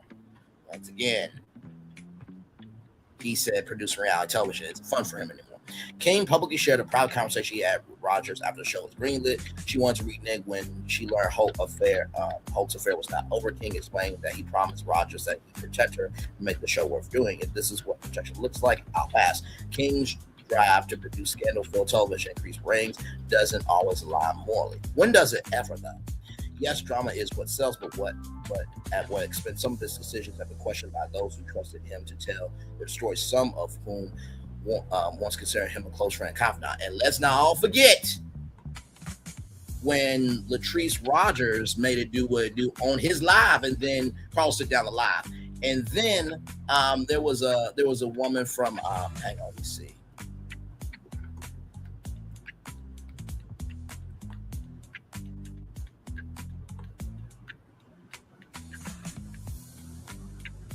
There was one woman in particular. Oh, yes, right here. So this woman right here dropped the bomb on Carlos King that I'm not returning to your damn show on his show. Said, fuck you, don't let the door hit you on the way out. And if you fall and slip and you can't get your ass up, fuck you and your existence, okay? All right, moving on. Listen, I'm just bringing facts, okay? By the way, it's quite interesting in this African American Film Critics Association Award for Best Ensemble Cast. When I remember that when Melody Cherie Rogers won the Queen of Reality Television Award from the American Reality Television Awards, the other side, like Prosperity Thick Girl 40, who, once again, I don't get your existence. Like, if you don't like somebody, why do you keep talking about? Like, sincerely, do you not have your own personality? Can you not stand for something for yourself? Or do you have to keep going down as a virtual lesbian with somebody else who has a life that you will never have? And not to say that you want that life, but child, she's living her life and she's living her life, and your life is hers because you ain't got nothing going on for yourself, along with the other people who move in the hell hole, the rabbit hole, and the shit hole of covering her. Like, girl. Child, and it is so interesting to me how some of y'all are going to cover the show again. After some of y'all said, well, I've been trying to get out the sector for over a year now, this, that, and the third, and now you're like, oh, the old so-and-so is back. Okay, cool. Because you know what's going to happen? It's going to be round 2 of this war that happened all this time. It was Melody versus Martell. Now it's going to be Coleslaw versus everybody else. I already see the game plan. I don't want to hear it when y'all say y'all don't want to do YouTube no more because you elected yourself to review the fucking damn show. Get the fuck out of my face. Hello, one person. Glad to have you here. Not to you. I'm just giving commentary. All right, moving on. And like I said, if it doesn't apply, let it fly. But if you let it fly, it must fucking apply. Years ago, Kandi Burruss and her family had a close relationship and business partnership with King. Not only did King work as a producer on Real Housewives of Atlanta for 9 seasons, but also worked as a co-creator and producer on several reality shows with Burruss's then husband Todd Tucker. Things eventually soured, and Burruss would later allege that King tried to produce a biopic based on her escape without her knowledge or involvement. He even went allegedly as far as to try to get her mother, Mama Joyce, involved. King has taken the high road and opted out of defending himself publicly, but says he's open to have a conversation with Burruss privately, even inviting her onto his YouTube show. I mean, here's the thing, right? You know what? Let's do this live. Let's do this live because I got time. We got time today, okay? Let's do this live because I'm not.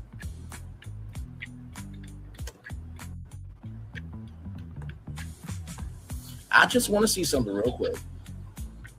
Oh my God. Okay, you know what? We're going to do it. We're going to do it. So there's a recurring segment I have from time to time called Math Time. And we're going to do some math time right now. Since we want to talk about who is the king or queen or them of reality TV, let's do it, shall we?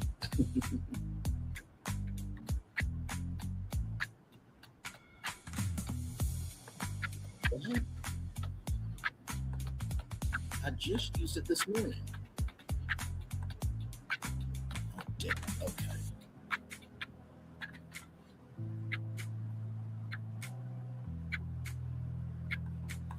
Interesting. Okay. Sorry, y'all. I literally just did a thumbnail this morning.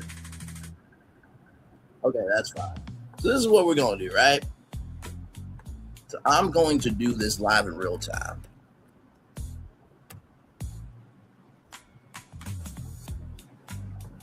I really do not know why it's not letting me do this.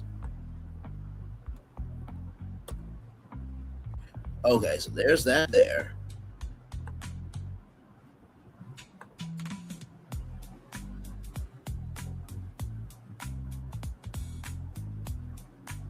Okay, that's odd.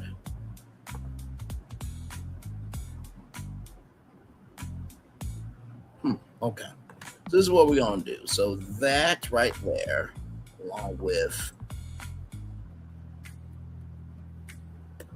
All right, so this is Kandi Burruss's numbers right here: 708,000 subscribers versus 427,000 subscribers. So a difference of 281,000 subscribers between them, right? Okay, so that's subscriber count. Now we're gonna go by total view count, right? And since he is predominantly on YouTube, that's what we're going to do with YouTube.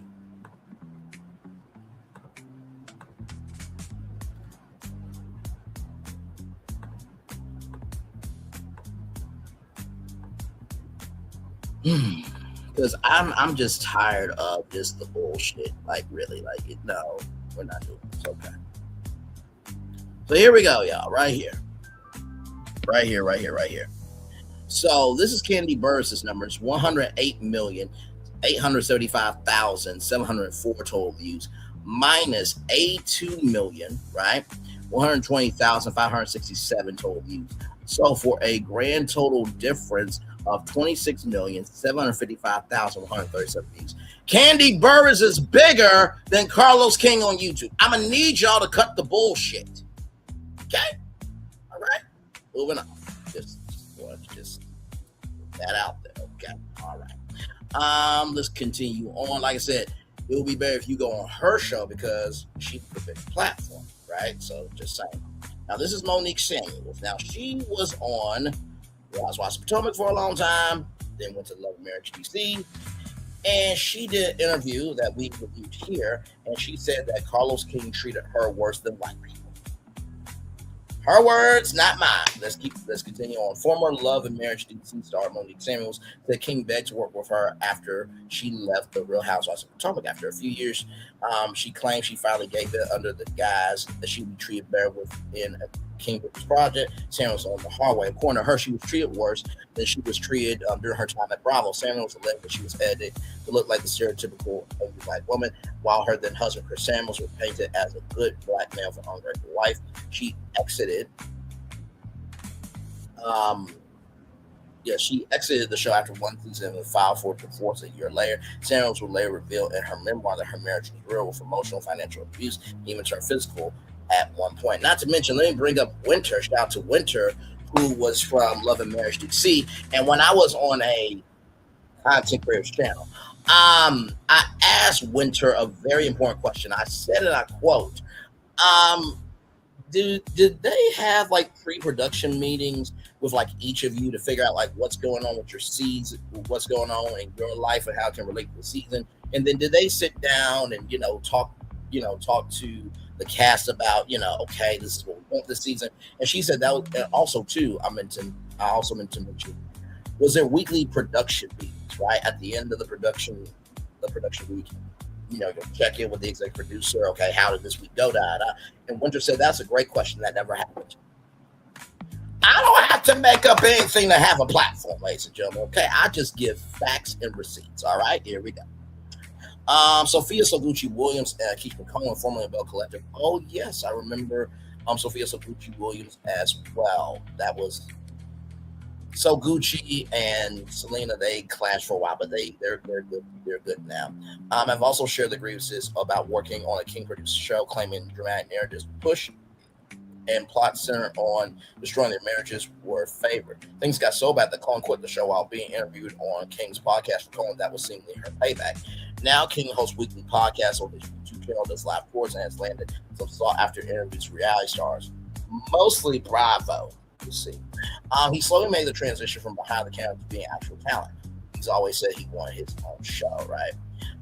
One of his favorite things to remind viewers is that being a reality star is no easy feat, and something he would never personally do, as he doesn't care to share his personal life. Exploiting others' highs and lows, however, he can manage. It also seems that he does enjoy the spotlight and desires some level of fame and public admiration, which contradicts what he has vowed not to do. At some point, Rogers will speak candidly about how all this feels. Until then, she has to watch the house she built being torn down again. Love her or hate her, you have to feel for her. The show she created has continued her absence, and now with the woman who contributed to the demise of her marriage and involved. Meanwhile, King has produced 2 spinoffs of LMH, one in Detroit and one in DC, without giving Rogers credit financial compensation. That's what the kids call nasty work. The entertainment industry is a business first. One can say King shouldn't be faulted for doing what's good for his business. The Kingdom Reign empire is expanding, said no one ever. Multiple shows across various networks also said no one ever. But his personal relationships have seemingly suffered. Factual, along with his reputation for trustworthiness. Smacktual, okay? Shout out to Brene Alexander. Very well done, good sister. I love the article. And told no lies. Told no lies whatsoever. Sincerely. Now, you see how technology wants to work now? Okay. So I'm going to still do math time real quick. Now that Canva has straightened this stuff out, I'm going to do math time real quick. Because what I don't like to do is just say anything, which I never do anyway. But I'm going to do that. Hang on.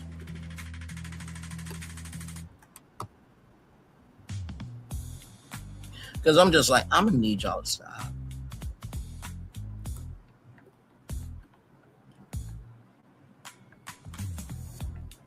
Okay.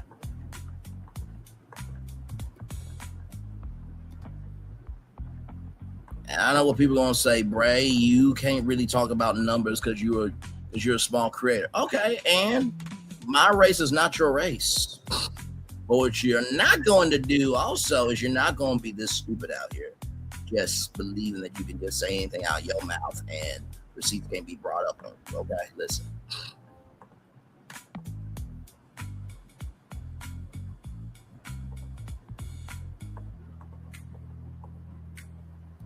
There we go. Oh, nope, I deleted those numbers there. Yes.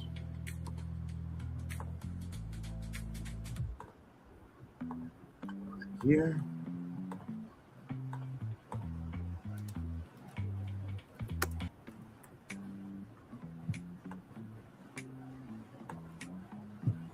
And by the way, like I was saying about the American Reality Television Awards, when Melody Cherie won Queen of Reality TV, the other side said that the show wasn't real. I'm like, y'all, it's been around for 15 damn years. Just because y'all never heard of it doesn't mean it's not real.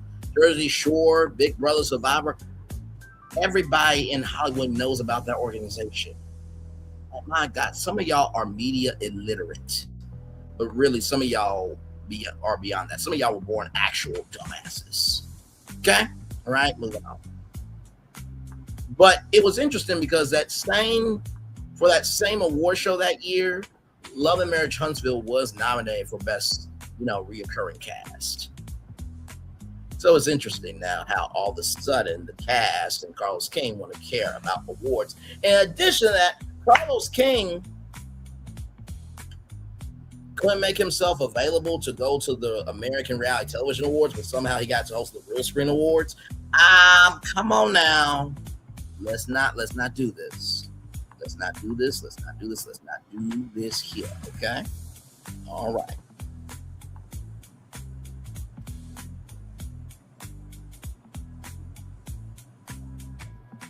Give me one moment, y'all. Get the calculator up.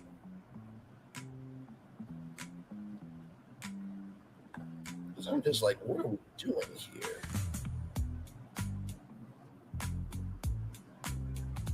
And like I said, if you don't believe me, you can take these same YouTube numbers, right?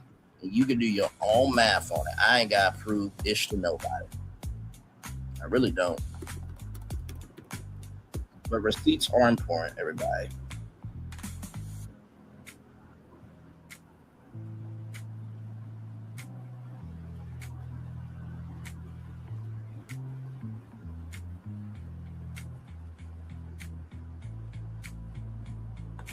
Okay.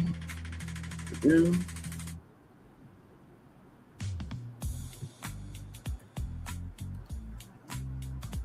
All right, here.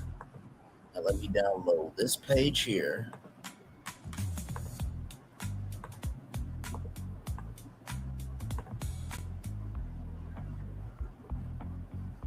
Oh, I like that. Thank you, Campbell, for that update because I got tired of selecting all of them and all that stuff. All right, let me go to this here. Don't worry, we still have more to it. I just want y'all to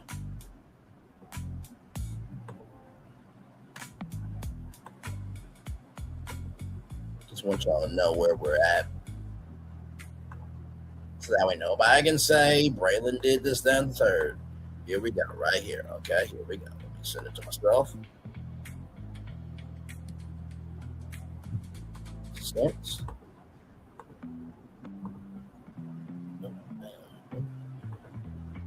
All right, here we go. Here are the numbers. I ain't gotta lie. I don't have to lie on anybody in order to have a platform. Those are Candy Burris versus YouTube numbers. Those are Carlos King's numbers. Cut the bullshit with me. Okay? Good damn. I can't.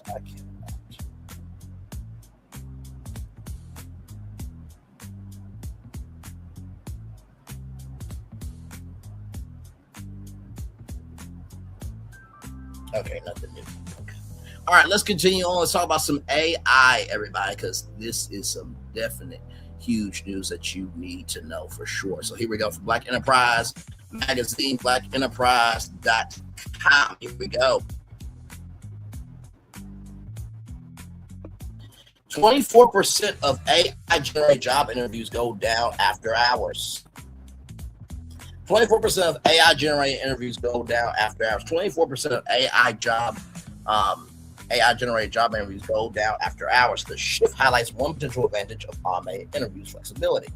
Artificial intelligence is changing when and how Americans interview for jobs, with a growing number of candidates completing automated reviews late at night instead of traditional business hours, Wired reports. About 24% of all AI interviews conducted through recurring software company Ribbon take place between 10 p.m. and 2 a.m. local time, according to company data. The figure rises to 35% among Ribbon's manufacturing clients. More than 500 companies use the service. Hiring platform Greenhouse is seeing a similar pattern. The company told Wire that roughly 15 to 20% of candidates using its voice agent to schedule interviews at night. My lord, the shift highlights one potential advantage of automated interviews: flexibility. Parents, hourly employees, shift workers, and people who cannot leave their current jobs during the day can interview when their schedules allow. This is generally a new option for people. Ribbon co-founder Arsham Garali told the outlet, knowing that some applicants have limited opportunities to interview during conventional work hours, but job seekers remain wary of AI's growing role in hiring. Greenhouse 2026 candidate AI interview report, which surveyed 2,950 active job seekers, found 63% have been interviewed by AI agent. 38% of U.S. candidates said they have withdrawn from a hiring process because it included an AI interview, while another 12 said they would withdraw if one was required. Transparency remains a major concern. Greenhouse found 70% of U.S. candidates were not clearly told before their interview that AI will be evaluating them. Another 30% want confirmation that a person will review AI-generated results before employment decisions were made. Research suggests automated interviews could also help some candidates advance.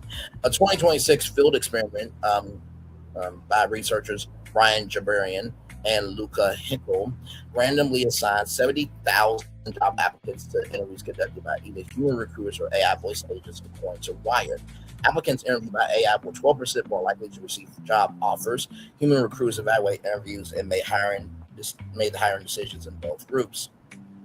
The findings come as employers increasingly turn to AI to screen large applicant pools, while automated interviews can give workers great control over when they interview. Candidate resistance suggests employers also face pressure to clearly explain how the technology is being used and where humans remain involved in hiring decisions. And this is what I have to say about that, right? When you think about, trying to have a career, right? A career is a face-to-face business, right? No, I'm sorry, how do I put it? Business is a face-to-face entity, right?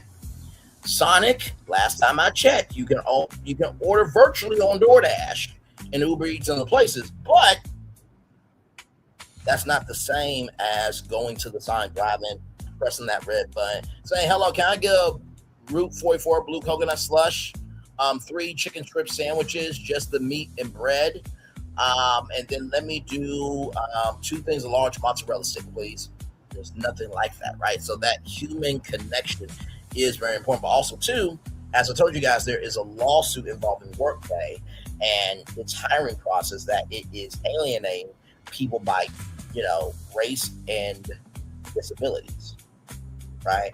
Because there's been times where I've gotten an automatic response from Microsoft. I can't tell you how many times I got an automatic response of no. And it's just like, okay, did y'all review or did AI review it, right? So just be aware, right? And there are people out here with real experience. Y'all just have to give them a shot, okay? Moving on, everybody, from Black Enterprise Magazine, blackenterprise.com. Once again, we're going to talk about Nolan Wells, everybody, and here we go. Nolan Wells' family speaks to the National Association of Black Journalists in Atlanta. The family is demanding a full federal investigation. The family of 18-year-old Nolan Wells, let me just see if there's anything new with him right now.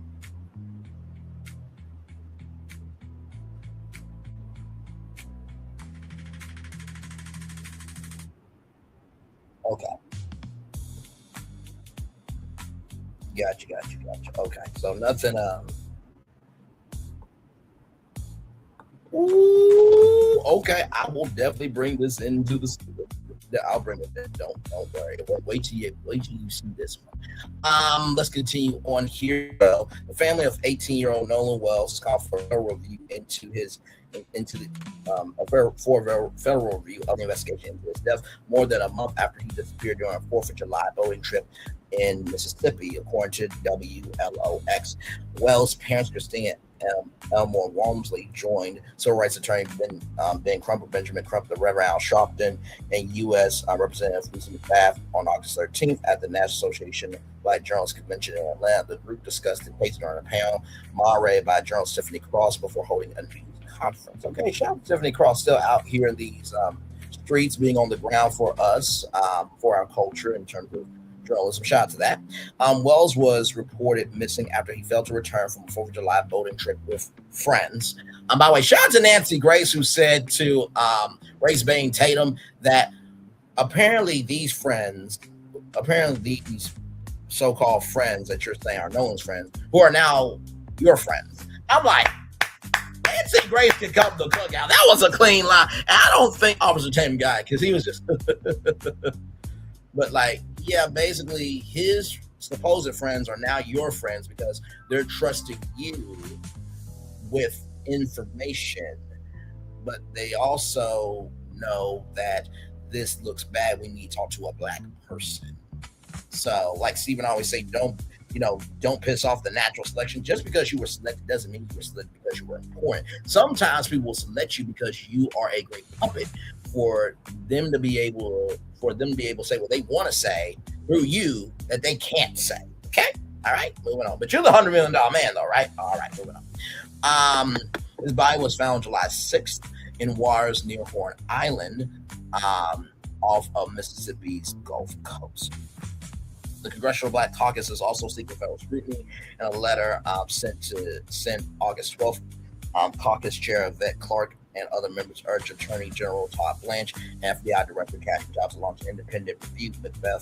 McBath said federal officials are given 7 days to respond. We are demanding a full federal investigation. McBath said we want to make sure that every stone is turned because his life matters. Wells' parents have questioned the circumstances surrounding his disappearance and the authorities' initial response. Christine Walmsley said she contacted multiple law enforcement agencies while trying to report her son missing, but was redirected because of jurisdictional questions. Independent autopsy commissioned by the family classified Wells' cause and manner of death as undetermined. The office of the district attorney, Angel Myers McBath, has said the state autopsy report will be withheld until grand jury reviews it. So here is Attorney Crump right here.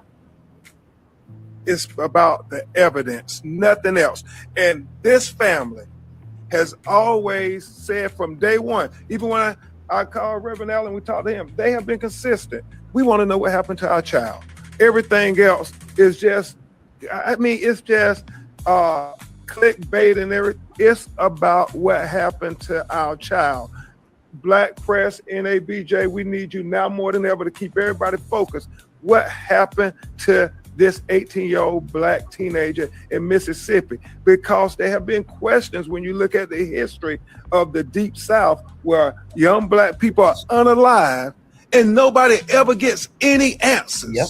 Well, we want Nolan Wells not to be like many others that came before him.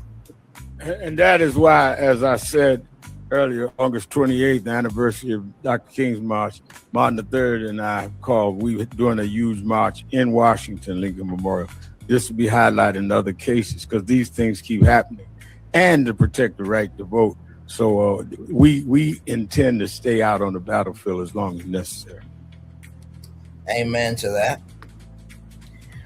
Crump's team, yes, right here, sorry. Nolan Wells' family has said from the start they want to know what happened to their son. We intend to help them get those answers by amplifying the cultural transparency. On August 28th, the anniversary of Dr. King's March on Washington, we will march again at the Lincoln Memorial. His story will not be buried.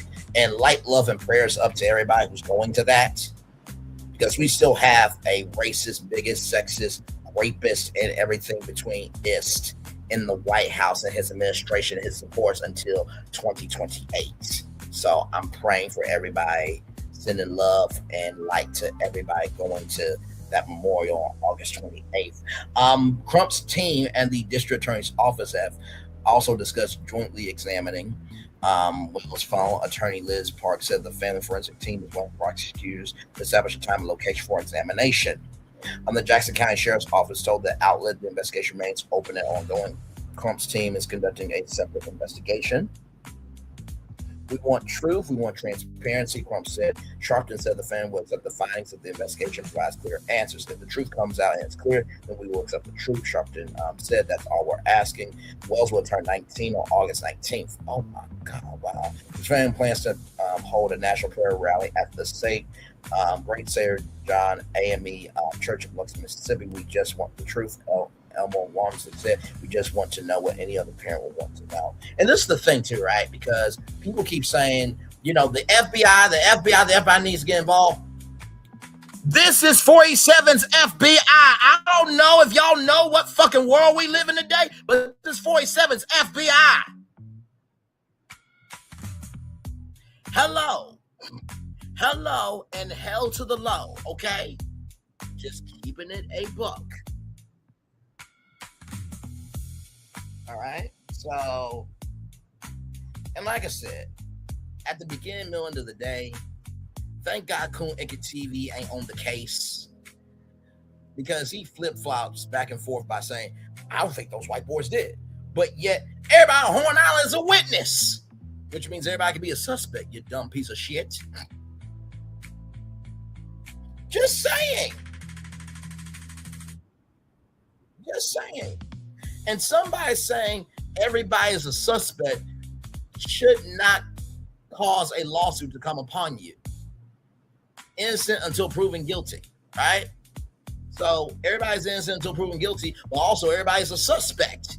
Hello, what we doing here? Child, please. Now, with that being said, I just saw this pop up as I typed in, Nolan Wells. Just saw this pop up from Mediaite. Here we go. Okay, now this is a very big swing. Okay, here we go.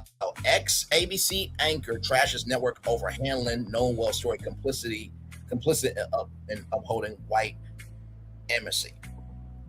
All right, so yeah, that's what she's saying, upholding white supremacy. Okay, so here we go, y'all. Former ABC anchor Jamie Norman had harsh criticism for her own network and the way it covered the mysterious death of Nolan Wells. In late July, Norman posted a series of videos on YouTube called Nolan Wells Covered Through a Media Literacy Lens. Second video, posted on July 28th, took a closer look at Michael Strahan's Good Morning America interview with Wells' parents. Wells, 18, was found dead after disappearing during a 4th of July boating trip with friends to Horn Island off of the Mississippi coast. The only member of his group who didn't return from the boat excursion, even though his cell phone did. Give me one moment, everybody. I just want to check something here.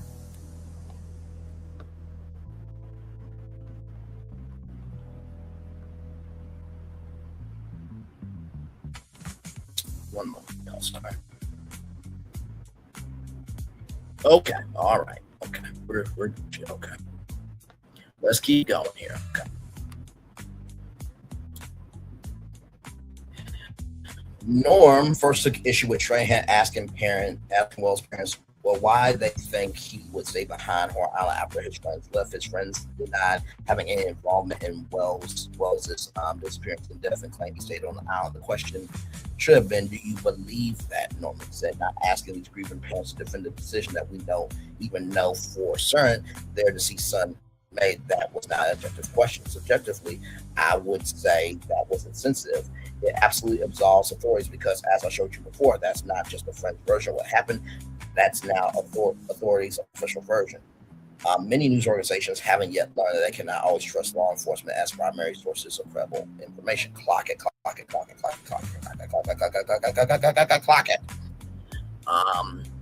And that's what plays into racial divisions. Norman then accused ABC of ignoring the historical context of Mississippi, knowing the state has the most recorded lynchings in history. According to his parents, they say he had messages that appeared to be believed. Norman continued to buy and wash up with the tide on Sunday. They didn't find it until Monday. It's being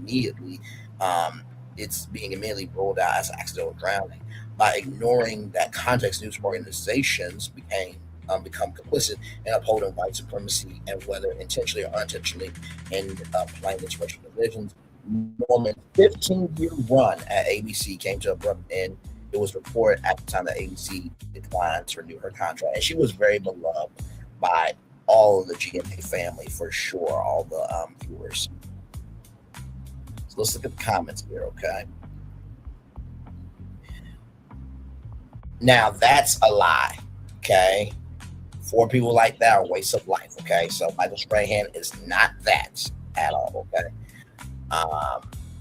When Crump and Sharpton show up, Michael Strahan. No, he does not support that. He has done a lot for Black people, more than these wastes of life that are talking in the comment section. Should history drive from media conclusion, or should the facts? People who hear stories about something horrific and add a reply that would have acted in a way to change the outcome and make it better are bad people. Even a Democrat propaganda outlet like ABC had no business in resigning this. No, not doing that. Let's always see if the above comment makes any sense. The way a sister throwing a brother under the bus. Oh, hey, Black people, what's up, white boys? Take on this boy have a point. Now we see why they had to end her contract. Companies were not required to support DEI anymore, and instead were able to remove unwanted employees whose only skill was the color of their skin. She wants context from 1969. Hate to tell her, but the biggest state in Mississippi is Jackson, which is majority minority and controlled by all Democrats. You can't even drink the water there. If this young man is a victim of foul play, hope the people, plural, responsible are brought to justice. Not going to read that. Forget Jake, it's Mississippi, ABC. So those are all the comments, right? And like I said, I think that Michael Strahan, did the best he could. I think it was one of the first times the parents spoke.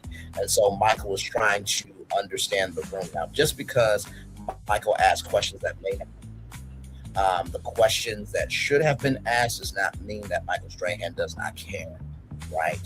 And I think that's very important to say, because we only see what we see, right? The interviews that you guys see, the segments that you guys see, the stories that you guys see, that was all done at a meeting that happened around 3 p.m. yesterday, right? Then overnight, they refined the rundown all the way up to 6:59 a.m., okay? So I just wanted to say that Michael Strahan does support Black people.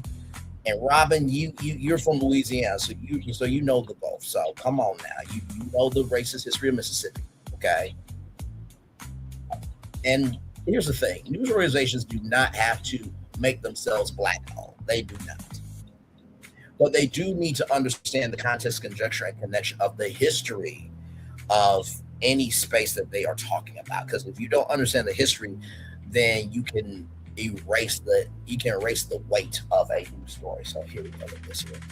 Media Literacy 101. Let's look at Nolan Well's first interview. That Nolan traveled to Horn Island with, they say that he stayed behind voluntarily. Why would he stay behind? That we cannot answer. Bless Michael because he had it right the first time. The question should have been, do you believe that? Not asking these grieving parents to defend a decision that we don't even know for certain their deceased son made. That was not an objective question. Subjectively, I would say that it was insensitive. It also absolves authorities because, as I showed you before, that's not just the friend's version of what happened. That's now authorities' official version. I can't fathom why he would. I don't know why he would.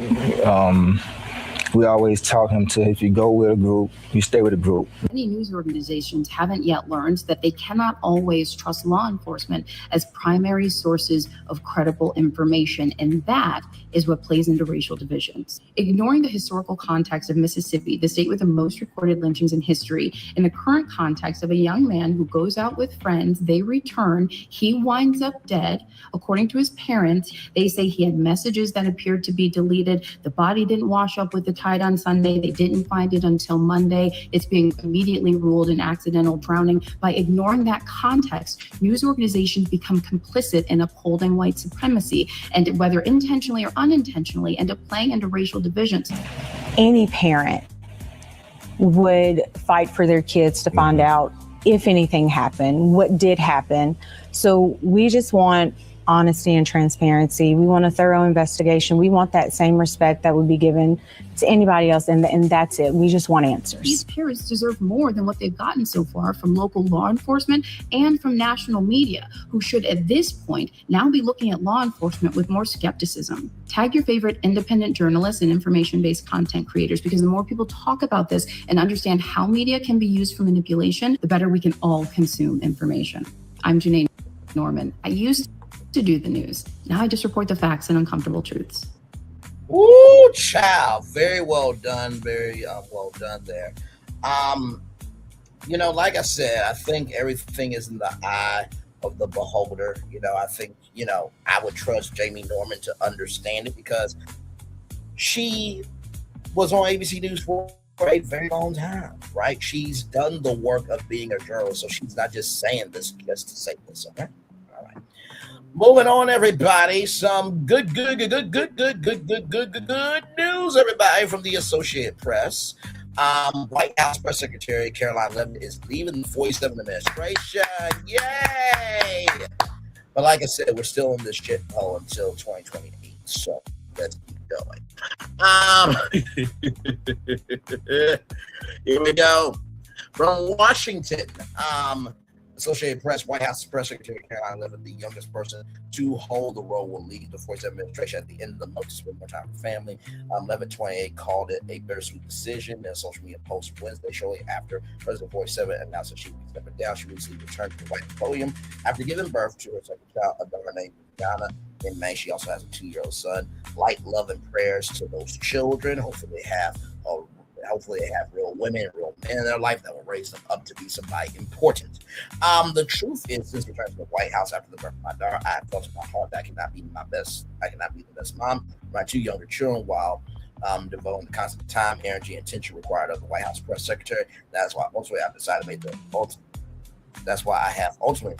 best decision to depart the White House and embark on a new chapter in my life, Leavitt wrote. 47 did not outline plans of who might replace her in the high-profile role. He says, social media post that that her decision to leave is one I totally understand and respect. Wow, he totally understands and respects a woman's decision. Wow, what a shocking concept. And indicates she will continue to play a role in his support. But Karoline will now be one of my top outside advisors and influential voice within the. Sorry, y'all.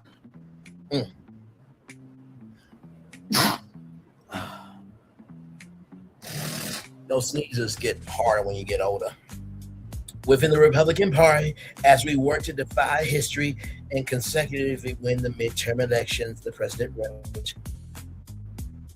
Leavitt worked as a spokesperson for MAGA Inc., a super PAC supporting 47 before joining his 2024 campaign.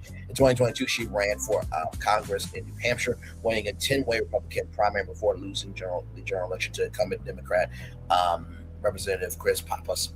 During 47's first term in office, Leavitt worked as an aide in the White House press office. Then she became communications director for New York Republican Representative Elise Stefanik.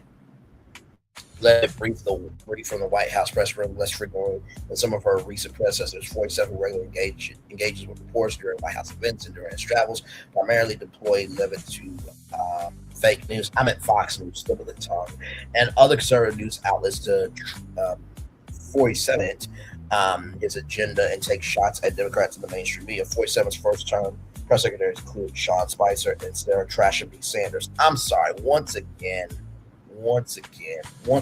slip of the tongue, who are known for quarreling with reporters. Another Stephanie Grisham never held a briefing. Her successor, Kayleigh McKinney, often lectured the news media during her appearances during the press briefing room. Oh, that was a quarterback. So, yeah. So that is everything you need to know with that. That's my opinion. Yay. Hope the kids grow up to be somebody important. Her and her husband can go somewhere and leave the rest of us the hell alone. All right. Moving on. Our last destination for you all today, everybody. Our last destination for you all. From NBCnews.com, everybody. Selena Gomez, okay, and her mom accused of fraud over the mental health startup. Now, this is all alleged, okay? A new lawsuit, investors say they gave $1.2 million to Wondermine to build out the company's products and expected Gomez to be involved in marketing. Now, the real question is going to be whether she was going to be a silent partner, right, just fund the money and then give consulting behind the scenes, or if she was going to be the face of it, and then there was a contract negotiated. So I think the contract will tell us everything that we need to know. Superstar Selena Gomez and her mother are accused of defrauding investors of their mental health startup Wondermine in a federal lawsuit filed Thursday. Wondermine, which was co-founded by Gomez and her mother, Maddie TV, and Daniela Pearson in November 2021, touts mental fitness practices in schools. The suit accuses Wondermine and its founders of falsely representing the company's infrastructure, leadership, and partnerships to investors and concealing the alleged fraud for more than 3 years. The founders told investors that they would build a Wondermine app, boasted advertising deals and secured celebrity cover stories, none of which came to fruition. The complaint says investors poured nearly $1.2 million into Wondermine, but the trio falsely represented the company's plans to make it profitable. The suit says it alleges that investors were kept in the dark until 2 bombshell media reports portrayed Wondermine as a company under disarray. The suit was filed in federal court in Delaware by Wondermine SRS 44 LLC and Bespoke Wondermine SPV 1 LLC, a limited liability companies that invested in the startup. They accused the company of, and the founding trio rather, of securities fraud, common law fraud, and breach of contract, and are seeking rescission, meaning a legal cancellation of the investment contract as well as damages. A statement, Pearson says she categorically denies the allegations against her and welcomes the opportunity to present concrete documentation and financial records that establish the facts. To be clear, she has never used investor funds for personal expenses. Quite the opposite. Daniela invested her own money into the business and did not draw a salary from the company, she said in a statement. Representatives from Wondermine, Gomez, and Kofi did not need to respond to requests for comment Thursday. No products, no updates, and no Selena. Investors say in the suit that they believe the money they gave Wondermine will rapidly scale and build a full suite of company products, including an app, podcast, editorial publication, other wellness products. They also believe that the company's value lay in Gomez's involvement as celebrity with a massive world fan base. The suit alleged that Wondermine has indicated that Gomez will be intimately involved in the company as the head of market and involved in publicity, but none of those things happened. The suit says Gomez purported to sign contract obligating her to perform and then ignore it. The partnerships did not exist. The initiatives never materialized. The app was never built. It says, and for 3 years, the company quietly collapsed around them. Now, one of its founders, officers, or directors said words to the investors whose money was funding the collapse. The investors also alleged in the suit that the defendants did not provide timely updates about the status of their investments and the company's operations unless they were pressed. In the limited updates, rather, they did provide. They both firmly misrepresented the status of the company's operations and concealed material information about ongoing issues of the company, the complaint says. Media articles allege a company in disarray. Investors were kept in the dark. The suit alleges for more than 3 years. Then a August 2025 article focused on Pearson with the headline, Smoke and Mirrors, How This Entrepreneur Exaggerated and Self-Promoted Her Way into Turmoil. Pearson was described to investors as a millionaire executive whose past business, the Daily Newsletter, the Newsette, which is News and Gazette, combination of those words, rather, of which he was CEO, generated $40 million a year. The success investors were also told she had secured partnerships with JP Morgan and Fidelity. But the Forbes report cast scrutiny and said Pearson exaggerated careership and value in the evaluation of her newsletter. Sounds like Carlos Watson and Aussie Media there. The suit says that investors contacted chiefly for explanation. For explanation after the article published that she responded to Pearson. That Pearson rather had allegedly misappropriated investor funds, including the plaintiff's funds, to fund her lavish lifestyle, including her $60,000 monthly rent for a New York City apartment and monthly expenses before she was ousted from the company in January 2023. Tiffany was had never informed investors about the alleged misappropriated funds before the article was published. The suit says an article in The Cut published September 3rd titled "What Happened at Wondermind" based on interviews with current and former employees. The with current and former employees alleged the company was falling apart. The accounts in The Cut article collectively showed that from the outset, Wondermind had no plan for its future, much less a plan for achieving a multi-billion-dollar valuation. The suit says that that article alleged Tiffany. Oh, it's just a McDonald's thing. Okay, give me a moment, y'all. One moment. Thank you so much. All right, there we go. That article alleged that Tiffany had a long-running substance abuse problem that impeded her capacity to help the company. That Gomez sought to distance herself from Wondermind based on long-running family disputes with Tiffany, and that Pearson had been long outside from the company based on a dispute with Tiffany. The suit says.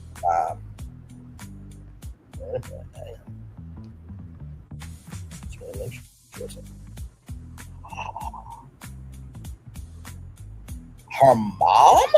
Oh my God, child. Oh my God. Okay. Wow. Hang on a second. Oh my God. Okay. Based on long-running family dispute with Tiffany, and that Pearson had been ousted from the company based on a dispute with Tiffany TV. The suit says the suit claims proved that the company was in a state of financial calamity and there was no legitimate enterprise in the works. 2 months later, in November, investors sent the defendants a notice of rescission, demanding the return of their funds. They say in their suit, the defense did not respond in substance to the notice. The suit says, but continued to lure and mislead the plaintiffs.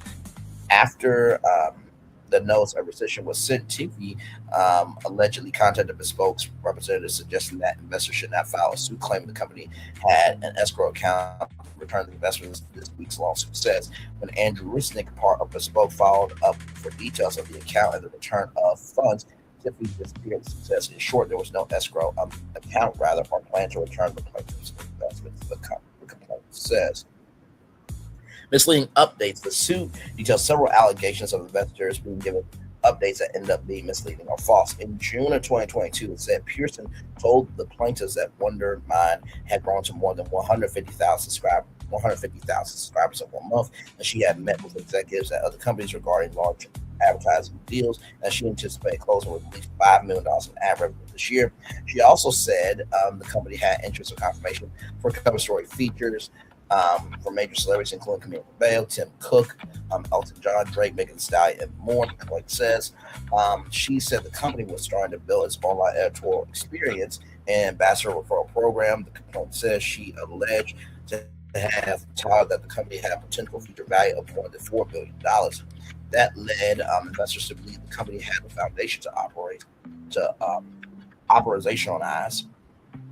The suit says that from 2022 to 2025, the plaintiffs proactively contacted Tiffany and Pearson for updates. When the defendants will provide updates either by email or on phone call, they concealed the significant operational and financial issues at the company. Indeed, the defendants affirmatively misrepresented that the company was performing well. The suit says overall, the suit accuses Wondermind and all defendants of securities fraud, alleging they misrepresented the company's finances and Gomez's involvement, Pearson's background, and Tiffany's fitness, as she had never held a similar startup CEO role. They are further accused of common law fraud and equitable fraud. Pearson, in addition, is accused in the suit of securities fraud for what it alleges were misstatements to investors, conversion from wrongfully used investment funds, and unjust enrichment. Wondermind is also accused in the suit of breach of contract, use of investors' proceeds, position failures to satisfy conditions precedent, and breach of contract, breach of express representations and warranties. Woo! So, what do I think about this destination? Like I said, Wizards Beyond Waverly Place just ended, and then this lawsuit comes out. Child, of course, we have to just wait and see what comes out in the wash. You definitely do not want to jump the gun on anything, you know what I mean? And, like I said, Selena Gomez, she's usually not really in too much controversy. There was that one time where a friend Jessica Rivera from The Secret Life of American Teenager gave a kidney and did not thank, and Selena Gomez did not thank her in her post on Instagram, I believe. So there is that. So yeah, so that's pretty much the show.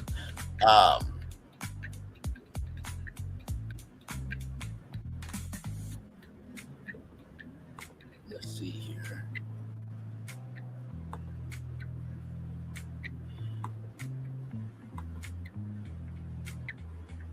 Now here is some news here that we do the positive news story of the day. Sometimes a positive news story is to celebrate the life of somebody. So this is very, very sad. Christy Nolan, Christy Knowings, rather beloved Nickelodeon All-That Star, passed away at the age of 46 years old. My name is Gina, and my name is Jessica. And welcome to Whatever with Gina and Jessica. Okay. Today on Whatever, we're gonna have a totally awesome party. Yeah, it's gonna be super fabulous. Yeah. But the first thing you need to host a really awesome party as a theme. My name is Gina. So here is the news right here. According to TMZ, Knowings died at 46 years old. 46, y'all. After suffering an asthma attack that caused brain damage, a family member told the outlet she was hospitalized and placed on life support before her family made the decision to remove it Tuesday. She passed away later that night at Los Angeles area hospital. Knowings joined Nickelodeon sketch comedy series in 1997 and spent 3 seasons playing several roles, including Penny Lane and Jessica in the recurring sketch Whatever. Alongside sketches alongside Amanda Bynes, she later appeared on Sesame Street with her twin brother, Chris Knowings. For many viewers, Knowings remains a defining era of Nickelodeon comedy and representation that still matters and that still powerfully resonates today. Prayers to her loved ones during this difficult time. Shout out to the Jasmine brand. Right here says, I think this comment says it all. So sad. People think asthma is a serious illness, but obviously it is. I've heard people pass away due to asthma. Rest in peace. Absolutely. And also too, y'all, just because people are not outside like we think they should be outside, which have you seen the world today? Some people like peace, tranquility, and being in their right framework for them to live as a human being, right? So, much love to the Knowings family, friends, and to everybody. Also to Nickelodeon, the many cast members of all that. Okay, so yes, indeed. And finally, here's a positive news story to let us all know at least our lives are not this bad, y'all.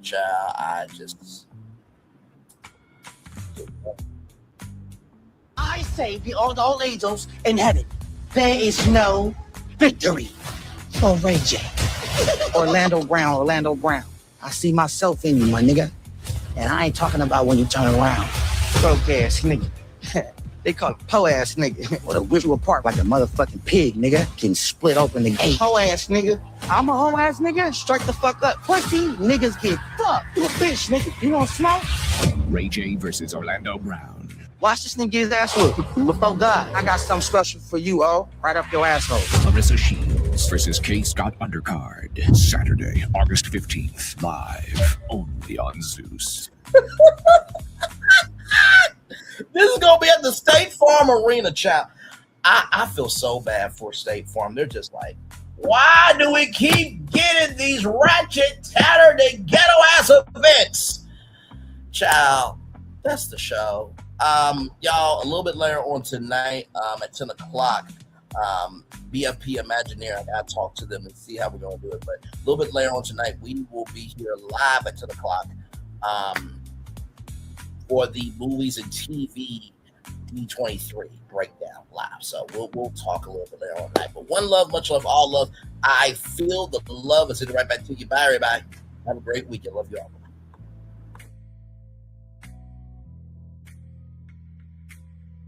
I thought I should tell you, they've been talking about you. Yeah, they've been talking about you. They've been talking about the fact that they've done everything they could to stop you and everything they could to block you, but you still win. They've been talking about the fact that they have undermined your success and they have tried to sabotage your seasons, but you keep winning. They've been talking about the fact that even though they don't like each other, they get together to try to kill you, but you keep winning. They've been talking about the fact that you were voted least likely to succeed, but like cream, you keep rising to the top. They've been talking about how they tried to burn your world down, but like the phoenix, you rose from the ashes. They've been talking about you. And you know what they say? Oh, she's just lucky. He's just lucky. But no, you ain't lucky. You're anointed. You got something on you. You got favor on you. You got power on you. You were born to win.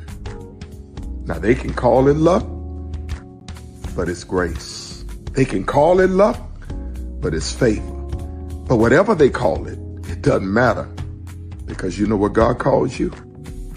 Do you know what God calls you? A winner. I thought I should tell you, they've been talking about you. Yeah, they've been talking about you.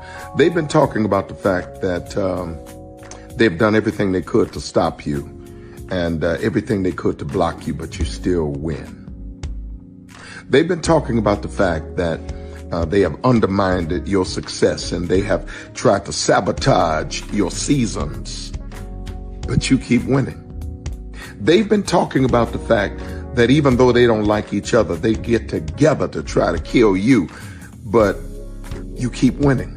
They've been talking about the fact that you were voted least likely to succeed, but like cream, you keep rising to the top. They've been talking about how they tried to burn your world down, but like the phoenix, you rose from the ashes. They've been talking about you. And you know what they say? Oh, she's just lucky. He's just lucky. But no, you ain't lucky. You're anointed. You got something on you. You got favor on you. You got power on you. You were born to win. Now they can call it luck, but it's grace. They can call it luck, but it's favor. But whatever they call it, it doesn't matter, because you know what God calls you? Do you know what God calls you? A winner. I thought I should tell you, they've been talking about you. Yeah, they've been talking about you.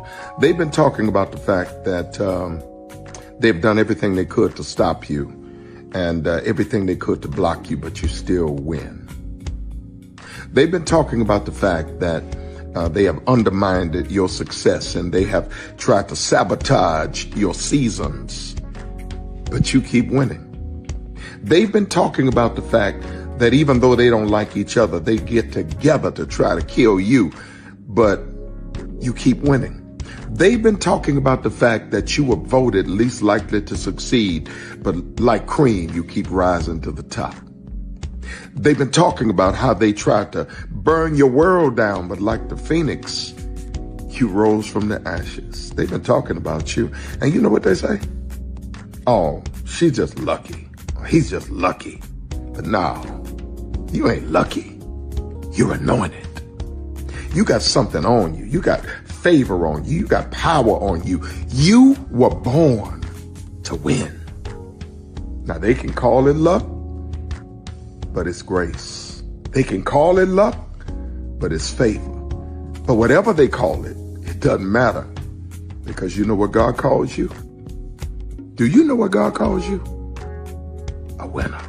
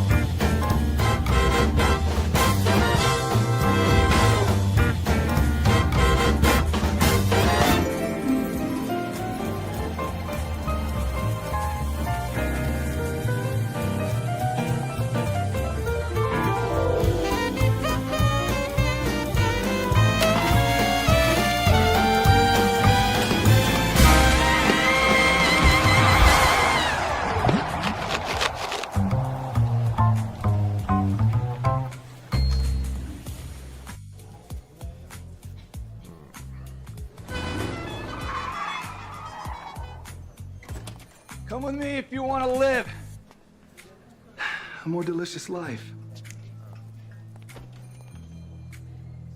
Oh, maybe we should get in the van. In this world, we don't get to control much. The past, male pattern baldness. What yeast? Got one right now. The urge to puff that bubble wrap. But there is one thing we do get to choose every single day. What we eat. Welcome to the Sonic Department of Research and Deliciousness. We have everything you want, didn't know you wanted, and some things you didn't know were possible. Because we believe if you're not having fun, you're not living free. So come on, let's live a little. Hey, good morning, America.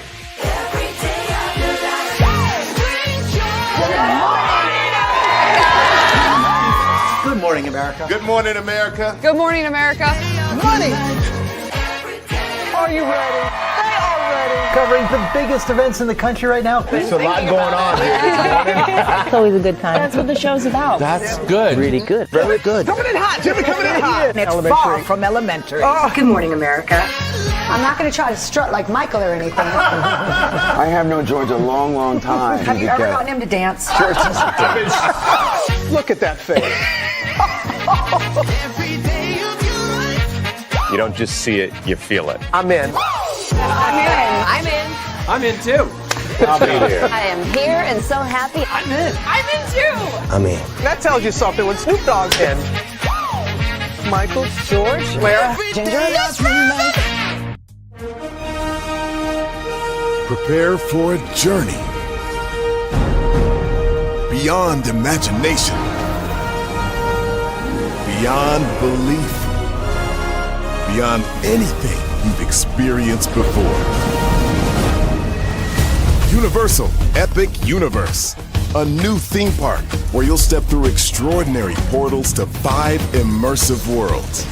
Prepare for a cosmic voyage of discovery, an isle of fire-breathing excitement, a shadowy world of monsters and mystery, new wonders in the wizarding world, and a new way to play. Plus the splendor of a magnificent resort hotel overlooking the park.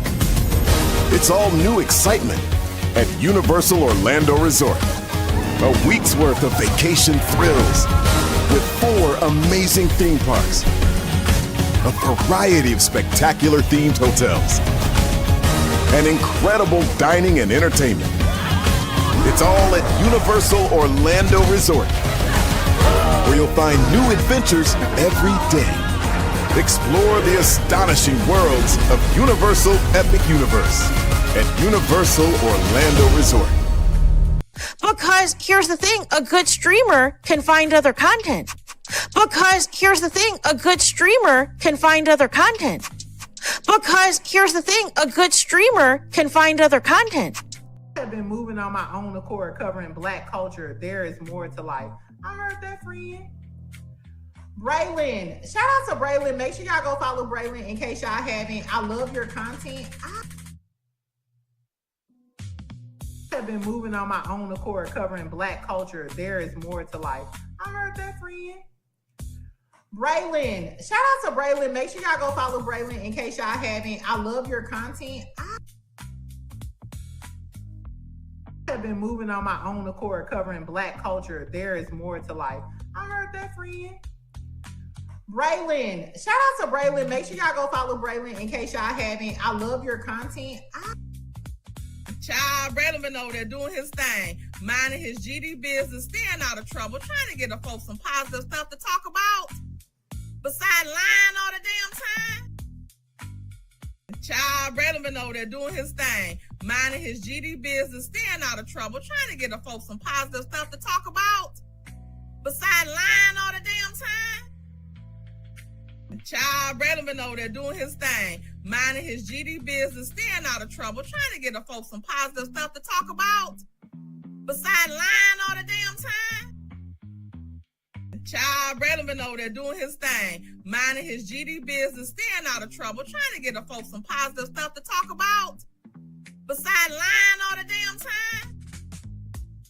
Child Braylon been over there doing his thing, minding his GD business, staying out of trouble, trying to get a folks some positive stuff to talk about. Besides lying all the damn time. Child Braylon been over there doing his thing, minding his GD business, staying out of trouble, trying to get a folks some positive stuff to talk about. Besides lying all the damn time. Child Braylon been over there doing his thing, minding his GD business, staying out of trouble, trying to get a folks some positive stuff to talk about. Besides lying all the damn time.